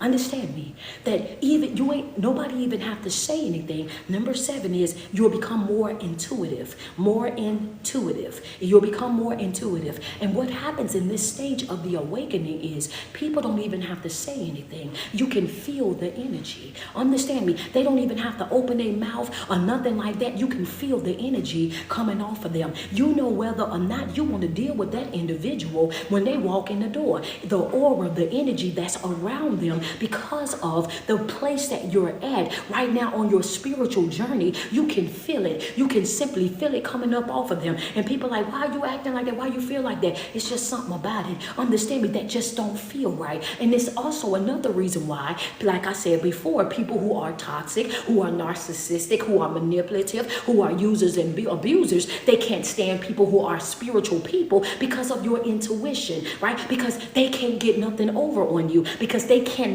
lie and cheat and manipulate you the way that they're able to do it with everybody else. Understand me? So people, they will much rather you be a person that is outside of your mind than the person that's in your mind. Understand me? They will rather you be out of your mind, out of your right mind, instead of in your right mind. They will prefer you to be distant and not know, distracted and not know, and all of that. They will prefer that, because as long as you are acting in that way and you're locked into that, you don't see them and you don't see what they're doing. You don't see their behavior. You don't see how they're using, how they're abusing, how they're controlling, how they're manipulating. You don't get to see that. But the moment that you actually start locking in, right, your intuition and everything starts to shift, and you're like, wow, now that I'm in my right mind, in my clear mind, now that I'm able to think and see things, oh, whoa, wait a second. Oh yeah, they don't like that. They don't like that. They don't like that. They don't like that. See, when you're not in your right mind, folk can tell you anything. When you're not in your right mind, when you outside of yourself and you distracted with life and you got other stuff going on and you all over the place, oh, folk can tell you any and everything. They can tell you the sky's orange and you don't know if it was orange or not because you wasn't in your right mind. But when you start operating in your right mind, when you start really tapping into yourself and understanding what's happening around you, oh, them folk don't like you then, honey. They don't like you. They only like you in that broken state. They only like you in that broken state. They only like you in that state of mind where they're able to control and they're able to manipulate. But when you start going through that spiritual awakening and you start really tapping into yourself, understand me, then things start to shift within inside of yourself and you start to trust you more. Thank you so much, Tanya. What you say, Coach? Your intuition, your spiritual intuition, you start to trust you more. When you start in your journey and you start working on yourself, right? In that moment, what happens is you start to trust yourself more. See, when you was outside of your mind and you was distracted with life, you could not really trust yourself. You couldn't really trust yourself because you didn't know whether you were coming or going. You didn't know your worth. You didn't know your value. You didn't know. And you looked at the relationships and the friendships and the things that you dealt with in the past, and every broken relationship, every ruined friendship, everything that you had experienced, it did what? It destroyed a little bit of your self-trust, so much so that you never thought that you could make the right decisions. You didn't trust yourself. So you would go to other people for confirmation. You would go to other people and you become codependent on other people and what other people thought about what it was that you was doing because you didn't trust who you were. You didn't trust who you were. But the more that you start to grow and evolve and become intentional in your own life and working on yourself, you start to rebuild that trust in you every single day. You start to and more that you rebuild that trust in yourself, the more you rebuild your confidence and self-esteem. The more that you rebuild the trust within you, we lose trust when relationships fail, when friendships fail, when we go through hard things in life, we lose small pieces of trust in ourselves because we say things or we see it as a way of, why didn't I see that? Why didn't I notice that? Why didn't I pick up on that? And we might not say it out loud, but subconsciously, we look at ourselves and say, hold ourselves accountable. We blame ourselves and we say, I should have seen that. Why in the world in all these years? And you mean to tell me that I let somebody do? And we start to lose small pieces of trust within ourselves. And this is how we end up in these relationships where we say, I don't know who I am. I don't know what I do. I don't know this. You become super lost because you've been losing pieces of you this whole entire time. But what happens is when you start working on your self-love, your self-development, your healing journey, your spiritual journey, and you start to rebuild yourself, this is why the enemy don't want you to rebuild. This is not why he don't want you to reset. This is why he don't want you to redo. Because the moment that you start doing this, you're putting in piece by piece, piece by piece. Every day, Kim, you're putting in piece by piece, part by part. So you know exactly what's in you because you put it there. You put piece by piece, part by part. You are putting it there, strategically lining up your life on purpose with intentionality, so you know exactly what is there. So now you know who you are. You know who you are because you are building this individual. So now folk can't tell you know anything about you because you know what to receive and what to reject because you are intentional with the person that you are building, right? So as you're building you, watch this, Rashida, this is what happened. So as you're building you and you're putting these pieces into place, right? Putting these people strategically, putting these pieces into place, you're rebuilding your confidence and your self-esteem. You're rebuilding your confidence and your self-esteem along the way because as you're building you are looking back and seeing how you're growing. You're seeing how you're evolving. You're seeing how you're not giving up on you. You're seeing how you're taking everything that's coming your way. And now you're looking at you like, oh man, look at me. I didn't know I could do this. Oh my God. And now you're getting excited about life again. Now you're trusting you again. Now, when you get into this level, now your intuition, your trust, you can trust you. Like now you can trust you. So when something didn't feel right and you did it anyway, you did it because you didn't trust you. But now that you trust you, you honor you. Come on. This comes into part with the intuition. Now that you trust you, you honor you. You honor you. You honor what you feel. Friend said, girl, come on. Now that you trust you, you honor you. You honor what it is that you feel. And when your spirit is at conflict with it, when your spirit is not at ease with it, when your spirit is not in alliance with it, you say, oh, no, that ain't for me. That ain't for me. And you bow out and you do it gracefully. Understand me? Now that you're trusting your intuition, you're trusting your gut feeling, you're honoring what it is that you feel. Now you're like, nah, I'm good. That right there, that ain't for me. That didn't sit well with me. I don't really care too much for that. You're honoring what it is that you feel, and you don't care if everybody else is okay with it or not. You don't care if anybody else is in agreement with it or not. You don't care how nobody else feel about it, because what? You've built yourself, your confidence, your self-esteem within yourself, and you now understand that I'm only responsible for me. If it's good for you, it's good for you. I'm just saying that it's not good for me. So as I went into that, right, I'm going to give you these definitions again. What was the definition of intuitive? What is intuitive, coach? Is using or based on what one feels to be true, even without conscious reasoning, instinctive. It says without even reasoning.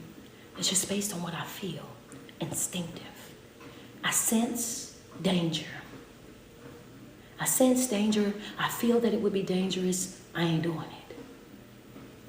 That's what Webster says. Using or based on what one feels to be true, without conscious reasoning or instinct. So then, me, I want to make sure that Intuition and gut feeling is the same. So now what do? I go on back down here. I said, now, come on, tell me what is gut feeling. And it says a gut feeling is an intuitive, so it is in fact the same. There we go, right? So a gut feeling is an intuitive reaction or instinctual response to a situation, often felt in the body. The more that you grow, the more that you evolve in this journey, you're going to do what? You're going to learn how to trust your body. Double tap on my screen, double tap on my screen. Sit down, because we got some more. Y'all standing up, sit down. I know, you will learn how to trust your body. So when your body tells you that it's wrong, when your body start to warm up, when them hairs on your skin start to stand, you already know, time to go. You start packing stuff up faster than that man on Color Purple packing up that doggone piano when that lady had hit Suge. Understand me, you start packing it up that fast. You learn how to trust your body. You sense it in your body. One thing that you have to know is your body is not going to lie, but we've learned how to not listen to our bodies and listen to everybody else. But once you start to become that person who is in tune with yourself, you learn to do what? Honor yourself, respect yourself, and respect what it is that you feel. So when these type of things start to happen in your life, you're no longer looking at other people or wanting other people to give you the green light or the go ahead. You respect how you feel. It's the feeling within you. You start to respect what it is that you feel. Right? So it says a gut feeling is an intuitive reaction or an instinctual response to a situation, often felt in the body, and can be a strong indication of something. A strong indication of something. It is a subconscious understanding or awareness that may not be logically explained, but carried a sense of clarity. Logically, I might not be able to explain it. In other words, sometimes that thing that you feel, you might not be able to break it down to other people. They may not understand it. They might not see where you're coming from. They might not be able to wrap their brain around it, but you feel it, right? And you feel it on a level that you're certain.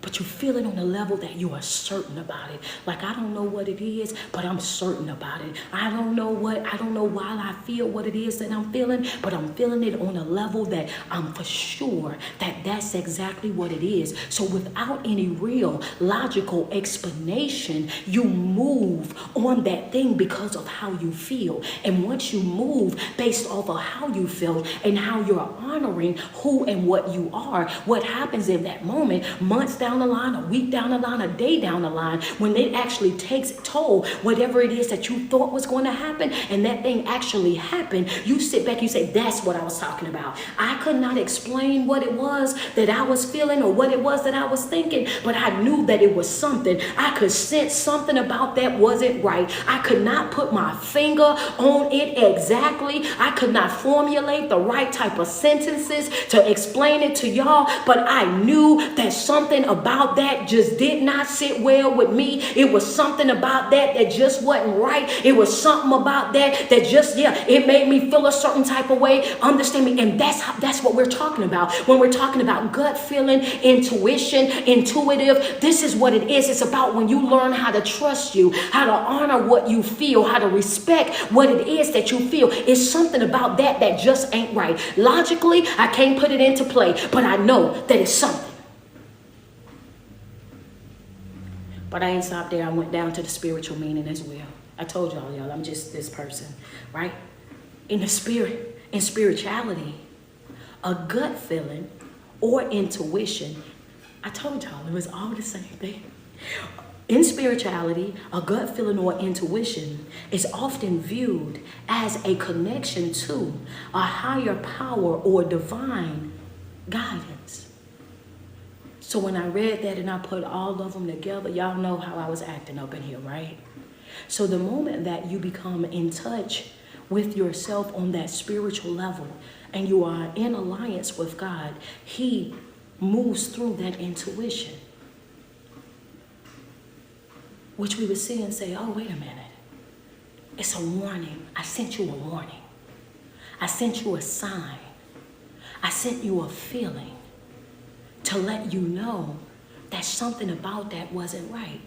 So me being the person that I am, I sat back for a minute and I said, so what are you saying? So if my intuition, right, if it sends me a sign, if it sends me a warning to say that there's danger, that there's a problem, that there's an issue that's taking place, how can I explain it so that my spiritual people can understand it, but also my people that are here for motivation? So on the spiritual side of things, it means in the spirituality, a gut feeling or intuition is often viewed as a connection to a higher power or divine guidance. So your God is instructing us, sending us a warning, a sign, letting us know that there's danger ahead so that we can govern ourselves accordingly, so that we can move in a way that's going to be favorable to us, that we can honor and respect what it is that we're feeling, because I'm exposing you to this. I'm letting you know that this is happening. So over here on my motivational people who hear for motivation, then it's the same thing that you feel in your natural body when you go into fight or flight, is when your body starts to what? To warm up. The hairs on your skin start to do what? Stand up. And it's letting your body, your immune system know that it's under attack. So in the physical, when you're experiencing this, it's letting your body know that you sense fear, you sense danger, that there's something that's going to happen, understand me, that's going to be harmful to you. In the spiritual realm, it's the same thing, utilizing your intuition. So you become more intuitive inside of your spiritual realm when the spirit is under attack. I couldn't wait to get here and tell y'all that. It's the same thing. When your body is under attack, your immune system is under attack, it sends a message all throughout the body, through the nervous system, to say, hey, we have bacteria, we have something in the body that's attacking the body. It's either fight or flight. I need you to start reproducing more white blood cells so that we can fight off whatever this foreign infection is. Whatever this thing that is in the inside of us, it is foreign. It is not supposed to be here, and we need to shut it down expeditiously. I need you to start reproducing. I need you to start releasing more cells right now. We're going to gather it together and we are going to dispose of it expeditiously. In the spiritual realm, it acts the same exact way. The moment that your spirit feels like it's about to be in danger or under attack, your intuition send the same signal to say, hey, look, it's time for us to move. It's time for us to get right. It's time for us to do this or do that, because we are under attack. That's why it's so important. Clock that, T. That's why it's so important for us to honor what it is that we feel. That's why it's so important for us to respect and listen to our bodies. Ain't that something? Oh man, ain't that something? Physical, spiritual. Physical, spiritual. The same way your physical is under attack, your spiritual man is also under attack. The same way your physical man will go into fight or flight, your spiritual man will also go into fight or flight. The same way your physical man has a warning, the same way your spiritual man will also receive a warning. And it's up to you whether or not you pay attention to that warning. It's up to you whether or not you pay attention to that warning.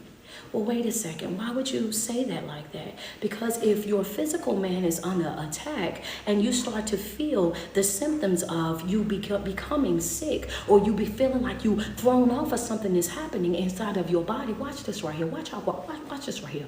Watch this. This is how God gave it to me, though. This is how God gave it to me. In the physical, if you start to feel a feeling of you're becoming sick or something like that, and you don't do anything about it, then you are willingly becoming sick, because you could have take anything to go ahead and start to shut it down, because you had the sign that it was happening. You knew that it was happening when your head was hurting. You knew that it was happening when your stomach was upset. You knew it was happening when you started to feel dizzy. You knew when this was happening when you started to feel a little fatigue. You knew that this was happening, but then you decided not to do anything about what was happening in your life until that thing consumed you. Now you're in a panic trying to fix it. That's what happens when you do nothing. And your spiritual life is the same thing. I warned you that danger was coming and you done nothing. So when that danger comes and consumes you, that was because you done nothing. I sent you a warning for you to get out of the way. I sent you a warning so you can govern yourself accordingly, so you can tap into prayer, so you can ask for guidance. I sent you the warning. In both situations, you received a warning. What you decide to do with that warning is all going to be left up to you. What you decide to do when I'm exposing you to the truth is going to be all left up to you. Stop, and I say that to say this, stop ignoring your warnings. That's powerful right there. You may not get it right now, but as you continue your spiritual journey, you're going to realize how rich that right there, that one-liner, you're going to realize how rich that one-liner right there, that really is, right? Some of y'all may have got it, but just if you did not get it, just wait, just wait, just wait. Stop ignoring your warnings. That's red ink. Put that in red ink. That deserves red ink right there. You can't just write that in no other color ink. That's red. And you might want to throw a little highlight across the top of it. Yeah. Stop ignoring your warnings. When God is exposing something to you and he's letting you know what's happening in your life, you got to stop ignoring your warnings. You got to stop pretending not to see what it is that he's showing you clear as day, what it is that he's exposing you to. And then after you being consumed by it, after it all go all the way downhill, after it all just take a turn from the worst, and now you sitting over there whining and crying and wanting to be sliding down walls like you at a water park, and now you over there pacing the floor and walk the floor up. Understand me, sitting in your car, gas too high to be driving, so you just sitting out there. Understand me, now you're doing all of that, but I sent a warning. I let you know exactly what was going to be happening. I told you, I let you feel that, I let you dream that, I put it in your daydream. Understand me, everything, I gave you deja vu with it. Understand, I put it all right there, and you done absolutely nothing about it. You ignored the warning until it actually happened, and now here you are all in a panic. Now you acting like them same folk that was out there with Noah. He's like, I told y'all this. I sent the people. I told you over and over and over what to expect, how it was going to happen, all of that, and you thought it was a game. You laughed and you joked and you brushed it off. You act like it was absolutely nothing. You ignored the warning, and now here come the flood, and you in a panic. You knew you couldn't swim from the very beginning. You should have been the first one on the boat. You should have been in the boat before the birds got in the boat, because you already knew you couldn't swim. But you over here laughing and joking. It's all fun and games until it's not. Yeah, you thought you had another day to go and get your floaties. You thought you had, you thought you had another day to go. Yeah, them floaties is not gonna be, them floaties ain't gonna save you from this flood, baby. Yeah, you thought you was gonna be able to outsmart it. You're not gonna be able to outsmart it. Understand me? Higher power, higher guidance is what you seek in these moments. This is something outside of yourself. This is something in the spiritual realm. This is something that you have to come to me about. I got to give you the next move for this. It's all fun and games until it's not. It's all ha ha ha ha, he, and it's not that serious until it's that serious. Stop ignoring the warnings. Stop ignoring the warnings. You have to become a people that are very serious about your life. And I'm talking serious on the levels where you stop playing with you. Number eight.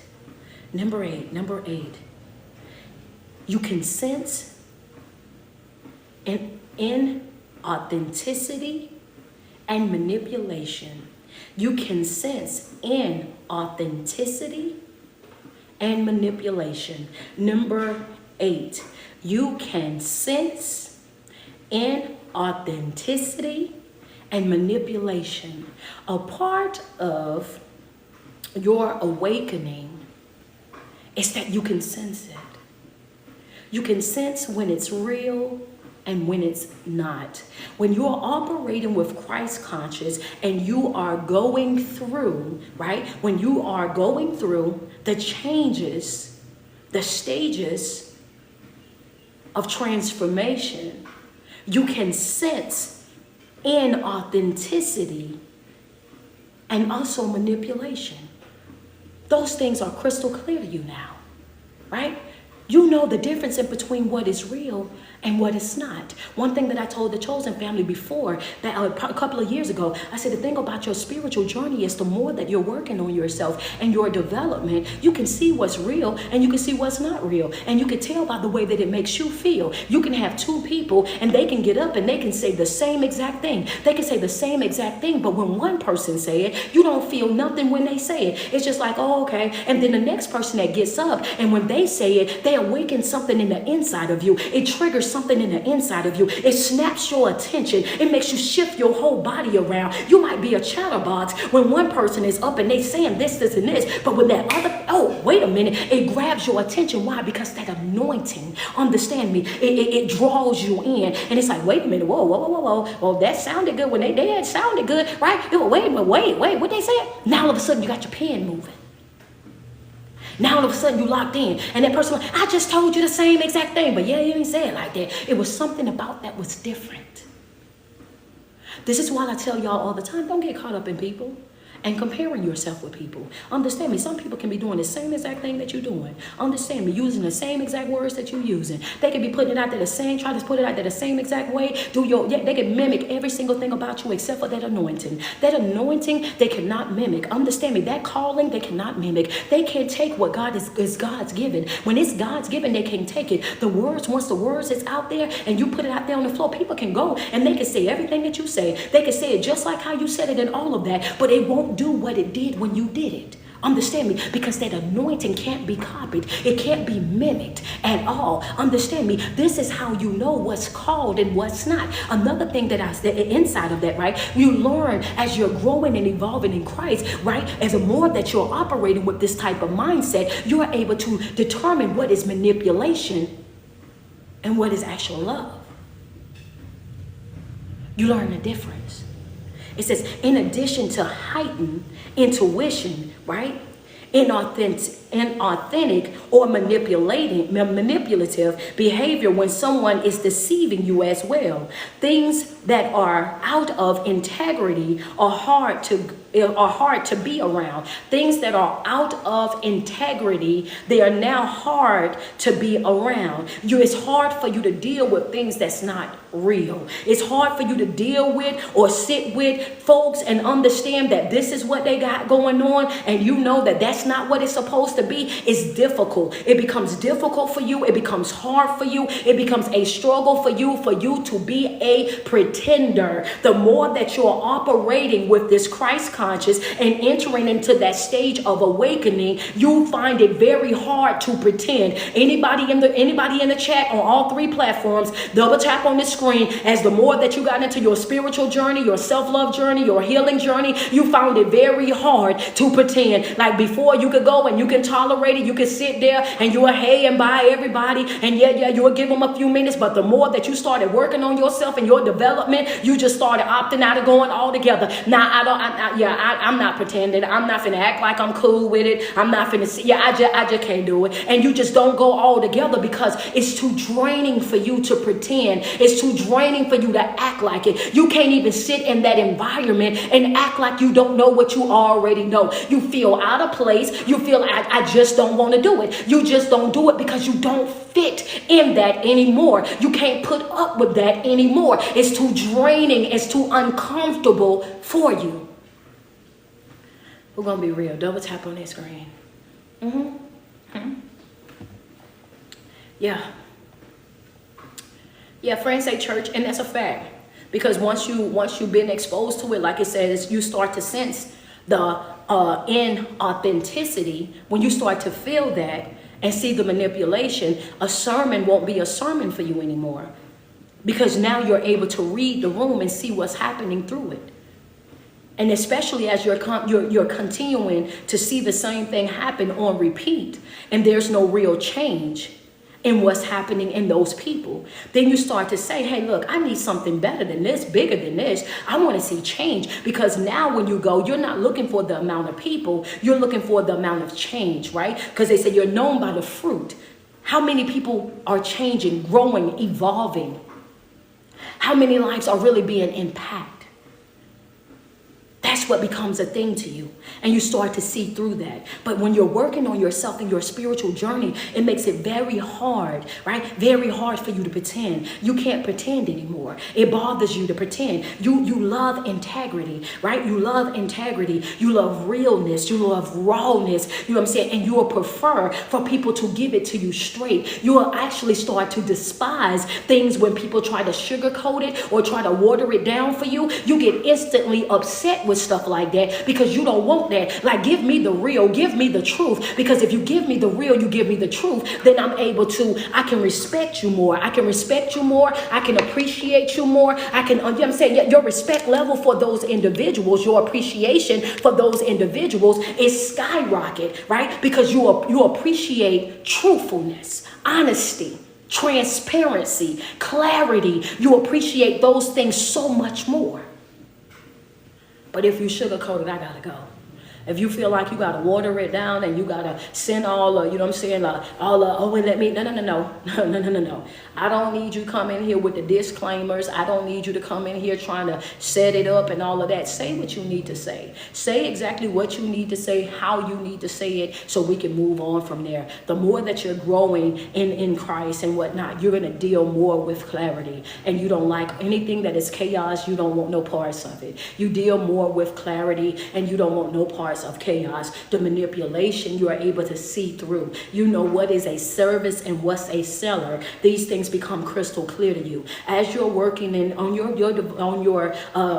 you're working on your spiritual journey, your healing journey, and you're becoming more with Christ. You will learn the difference between sellers and servers. So manipulation won't work on you. Understand me? You can't be manipulated into thinking something, manipulated into feeling something, manipulated into moving a certain type of way. Those things don't work the way that they used to. Like people used to be able to guilt trip you into doing something, guilt trip you into giving something, guilt trip you into showing up a certain type of way. But the moment that you start operating with that Christ conscious and going through that awakening, you can't be guilt tripped anymore because you don't care whether or not they're okay with it or not. You're going to do what's best for you. You don't care if they upset about it or not. You're going to do what's best for you. You lose that drive and that passion for pleasing people, right? So you cannot be manipulated throughout your emotions because you no longer care or have a passion for pleasing people anymore, right? So it removes or reveals what is manipulation and what is inauthentic, right? That's number 8. Y'all got that? Y'all got that one. You can see, you can sense inauthenticity and manipulation. I know some of y'all like, oh, that's good. That's a good one. That's a good one. Yeah, because you'll be amazed. You'll be amazed how many people are manipulated through their emotions. Manipulation has been a thing that's been here since the very beginning of time. Kira and I were having a conversation and we were talking about Adam. And I have talked to you guys about this before. You know, manipulation is something that has been here since the Garden of Eden, if we're going to be real about it, right? Because even Adam tried to manipulate God. If you guys think back to the story of Adam and Eve, well, if we go back to the story of Adam and Eve, when after they had then ate the apple, right? After they then ate the apple, when God appeared back to them, right? He says to them, he's like, you know, what's going on and why are you hiding yourself the way that you hide yourself? Well, Adam then said to God, understand me, this is how long manipulation has played a part, how long manipulation has actually been here, right? Adam had the audacity to look at God and say, the woman in which you gave me. Understand me? He actually tried to manipulate the situation and blame God for what he had done. He said, the woman in which you gave me. In other words, he's saying, the thing that you gave me, what you did with, because if you would have never gave her to me, then I would have never done this. This is actually your fault, not mine. I don't want to take responsibility for the fact that I bit the apple. You actually gave me the woman, and the woman influenced me to actually bite the apple. So in other words, right, is that not what manipulation is? When you twist and turn something, when you twist and turn it to try to put the blame somewhere other than to you, he was using manipulation all the way back in the Garden of Eden. This is not something that is brand new. This is something that has been a part of our life since the very beginning. Adam said, the woman in which you gave me.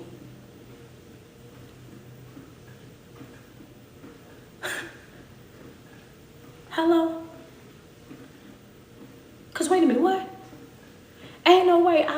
here in this garden. I done made you from dusk. I done gave you a help me. I done gave you all this fruit, all these trees out here that you can lay and sunbathe and enjoy your best life. Ain't no way you gonna tiptoe over here to me, already covered in fig leaves and whatnot. Because who in the world told you to cover yourself up like that? You look crazy, right? Come on now. Who told you to put that on you, Adam? Now you're gonna come over here already looking like how you're looking with these fig leaves everywhere. And then you're gonna look me and tell me that I'm responsible for something that you done. I wasn't even here.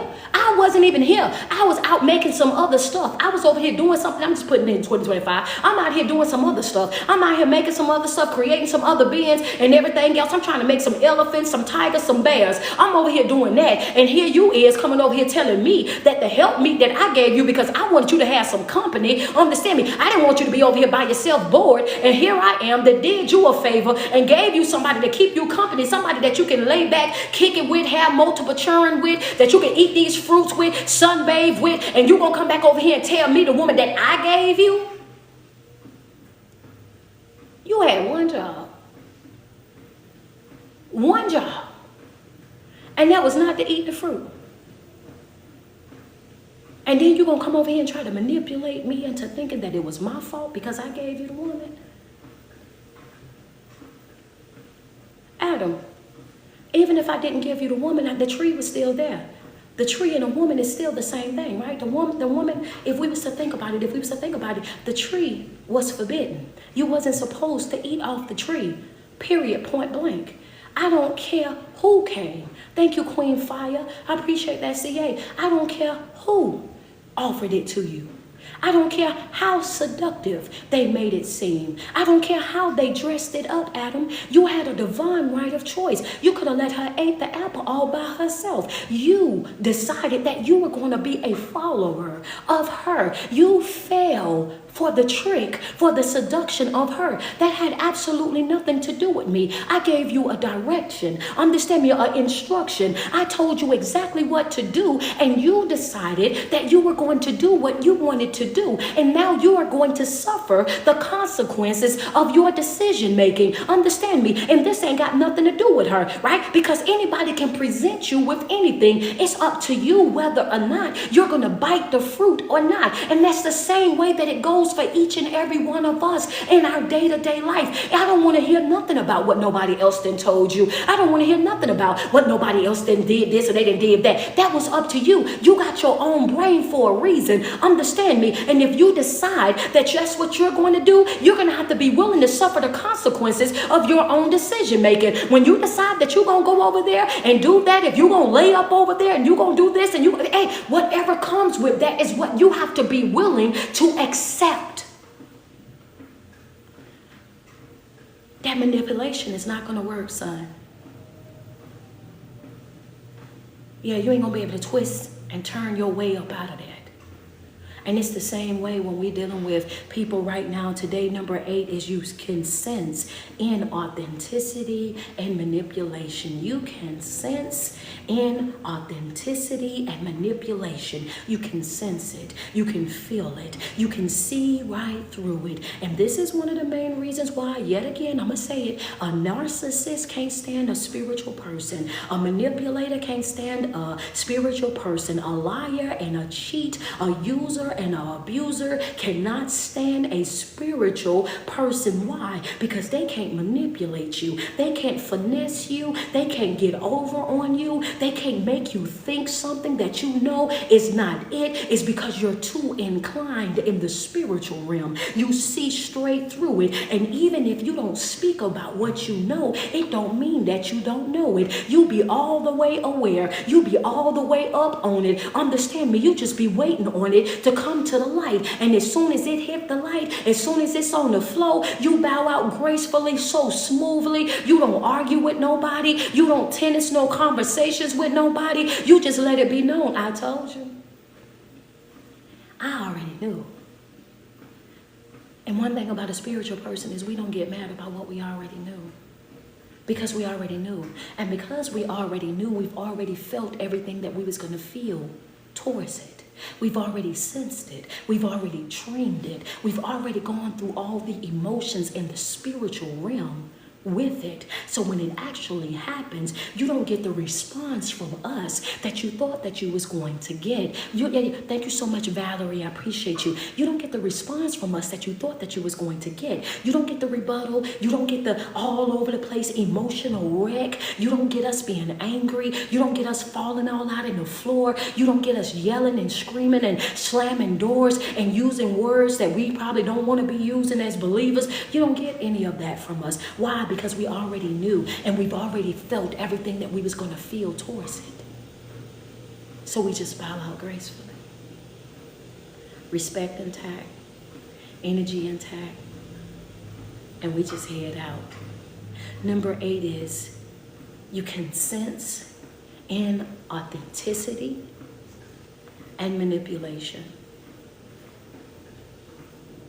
Number 9, I'm gonna do number 9, and I got more, but I'm gonna get into that. I'll get into that on Monday, but I do want to give you 9. I like to give y'all 2 a day. So today we did intuition, we did number 8, and we're gonna do number 9.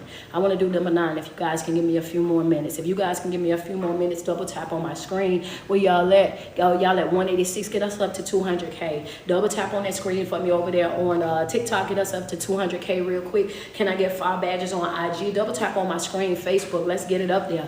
We at 1,611, let's get 2K. Double tap on that screen, if it's tight but it's right and you like, yo, listen here, yeah, this is exactly what I need. I like to give you 2 a day. I like to give you 2 of these points a day because there's a lot of them, but all of these things are very informative, and all of these things are things that you need to know as you're growing and evolving. Yeah, I just need a couple more minutes because y'all know I didn't get to finish yesterday, so just give me yesterday's time today. That's all. Just give me yesterday's time today. Double tap on my screen, send me some love on all 3 platforms. I absolutely love you guys. I appreciate you guys giving me your ear on today. Hit that share button on TikTok and also on Facebook. Go ahead and bring some folks in real quick. Man, listen, double tap on that screen. Let's go to it. I want to go to number 9. I want to get to number 9. Can I get 5 badges on IG? I want to get to number 9. Number 9. Thank you so much, Miss Taylor.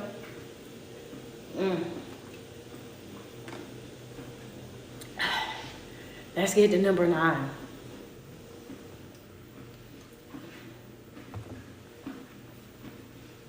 I should have bought me 2 bottles of water out here.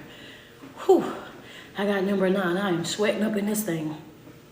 Number 9. I like number 9. Thank you so much, Shariti. I appreciate you. Thank you so much. She be love 69. Thank you so much. Y'all help her out over there.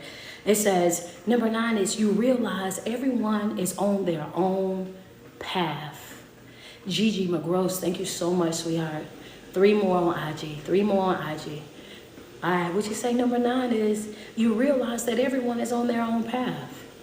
When you start operating with Christ conscious and going through your transformational stages of life, you begin to see things differently, right? And you start to see that everybody is really on their own path. Like, this is really one of those things where, yeah, I can't do this for you and you can't do this for me. That you are not responsible for me and my life, and I'm not responsible for you and yours. All of a sudden, you will release that false sense of responsibility that you have to other people. All of a sudden, you will take off that cape and you will fold it up and you will tuck it away over into one of those totes or whatnot that you got in your garage, and you will like, nah, it's not my job to save you. It's not my job to fix you. It's not my job to make it right for you. Number 9 is you'll realize that everybody is on their own. They're on their own path. You have your own path. You have your own journey. You have your own life. And these are things that you have to work out in your own life. And I am not responsible for your life. I am not responsible for your growth. I am not responsible for making sure that you do this, and this. The only person that I am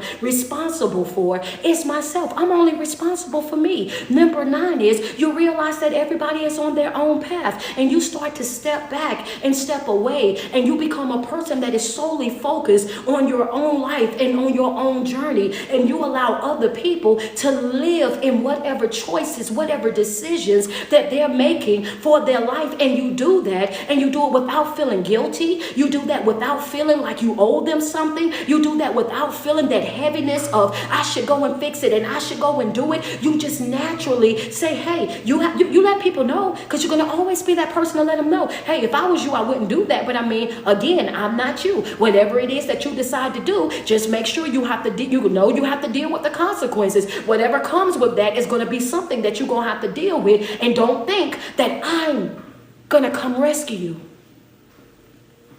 Number 9 is you realize everybody is on their own journey. They got their own path.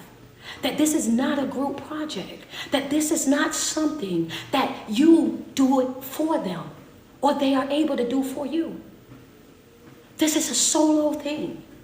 Something that you have to be committed and focused in your own life, and they have to also be committed and focused in their own life. That no matter how much you love them, no matter how much you want them to be on board, or how much you want them to be this and be that, if that's not what they want for their own life, if that's not something that they're actively seeking and creating in their own life, then that's going to be something that they're going to have to deal and live without. Number 9 is you realize that everybody have their own path. And as you figure out your own spiritual path, you also become more accepting of the idea that everyone else has their own path as well. Things like, y'all ready for this? That everyone have their own path as well. You realize everyone is on their own path. As you figure out your own spiritual path, you also become more accepting of the idea that everyone else have their own unique path as well. That's your note. Now I want to go back. I'm about to drop down number 2 on that note. Things like winning arguments or convincing people of your views don't matter anymore. Once you realize that everybody have their own path, their own journey, their own life, and this is what they got to live and what they're going to do, once you realize that, things like winning arguments or convincing people of your views, it don't even matter no more. It don't even matter no more.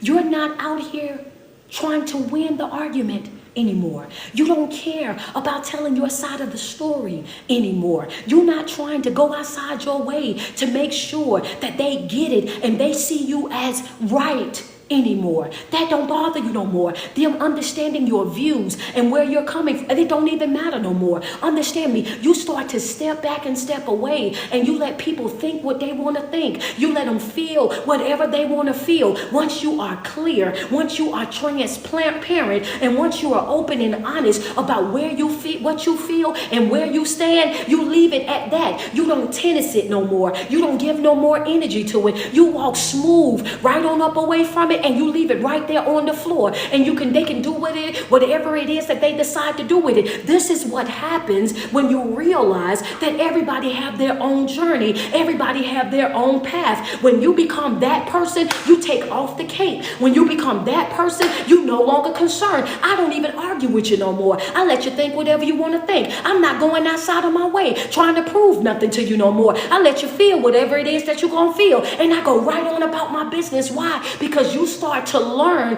that whatever it is that you got going on, no matter what I say, no matter what I do, no matter how I sacrifice, no matter how much love that I give to you, if you are spiritually and emotionally sick, you will never be convinced.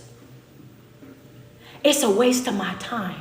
If you are spiritually and emotionally sick, you will never be convinced. It's a waste of my time. You're never going to get it. You're never going to understand it. And not only that, you have to understand as well that there are some people who are just simply committed to not understanding you. They are committed to not getting you. They are committed to feeling what they feel towards you, that there's nothing that you can say or that you can do that's going to shift that, that's going to change that, that's going to make them feel any type of way different.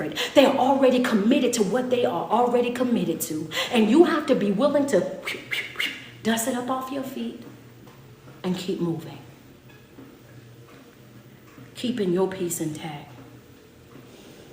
Keeping your peace intact. And you walk smooth off. Don't waste no energy, no time, or anything in that. That's what it's like. That's number 9. That is number 9. I absolutely love each and every one of you guys, man. Thank y'all so much for lending me your ear today. I told y'all I only needed a few more minutes. I just wanted to drop number 9. I wanted to make sure I gave you guys 2. I like to give y'all 2 of these points, especially when I notice I have a lot of points. I like to try to at least go over what we went the day before. Also throw some motivation in there and then drop the new 2 for that particular day. If you guys peeping the pattern, I always go back over what we've already studied to go walk you into what we're studying now, so that way it's a smooth transition, so the people that wasn't here, when they do show up, they're able to get right there on board. They may not have all the notes and the information from the day before, but they definitely have enough to be able to join right on in there, and they have some type of direction as to where they're going. And I thank God for that, because I just naturally do that. So I thank God for that. That has to be something that's definitely God-given. Gar, thank you so much for that CA. I truly appreciate you guys so much, man. I love you guys, and I appreciate you guys giving me that extra time today just to be able to get number 9 dropped out to you.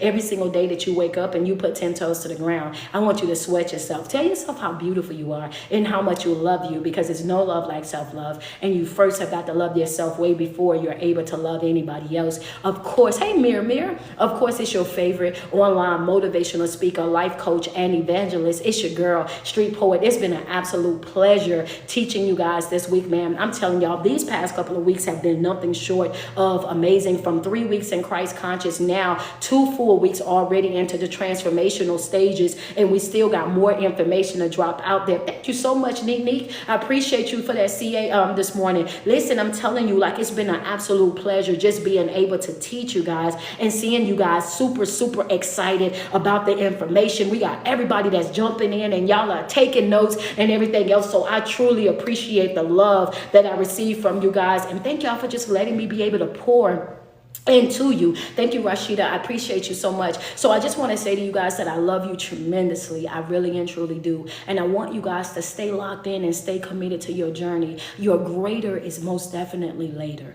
right? Your greater is later. God is going to do exceedingly and abundantly more than any of us can ask or think in our lives. And whether that is in a financial blessing, whether that's a blessing of peace, or overflow of joy, or overflow of just great mental health, whatever it is that he's given us a fresh pour of, let's just make sure that we have our cup and out. Let's just make sure you extending your cup. I'm purposely walking around with my cup like this. Whatever it is that you're going to pour in it, I just want more of whatever it is that you're giving, that you're pouring in this season. I'm one to believe that whatever it is that you're going to do in this season, God, I beg you not to do it without me. Just don't do it without me. Continue to give me the strength and the encouragement to get up every single day and to do what it is that I do every single day, which is serve your people, to pour into your people, to motivate, to inspire, to encourage your people to become more like you every single day, to chase after you every single day. As we depart from this place, we do not depart from his presence, right? We ask him to continue to cover and to protect each and every one of us. So as we leave, I just want to tell you guys that I love you guys one more time. Enjoy your day to the fullest, and I will see you guys soon.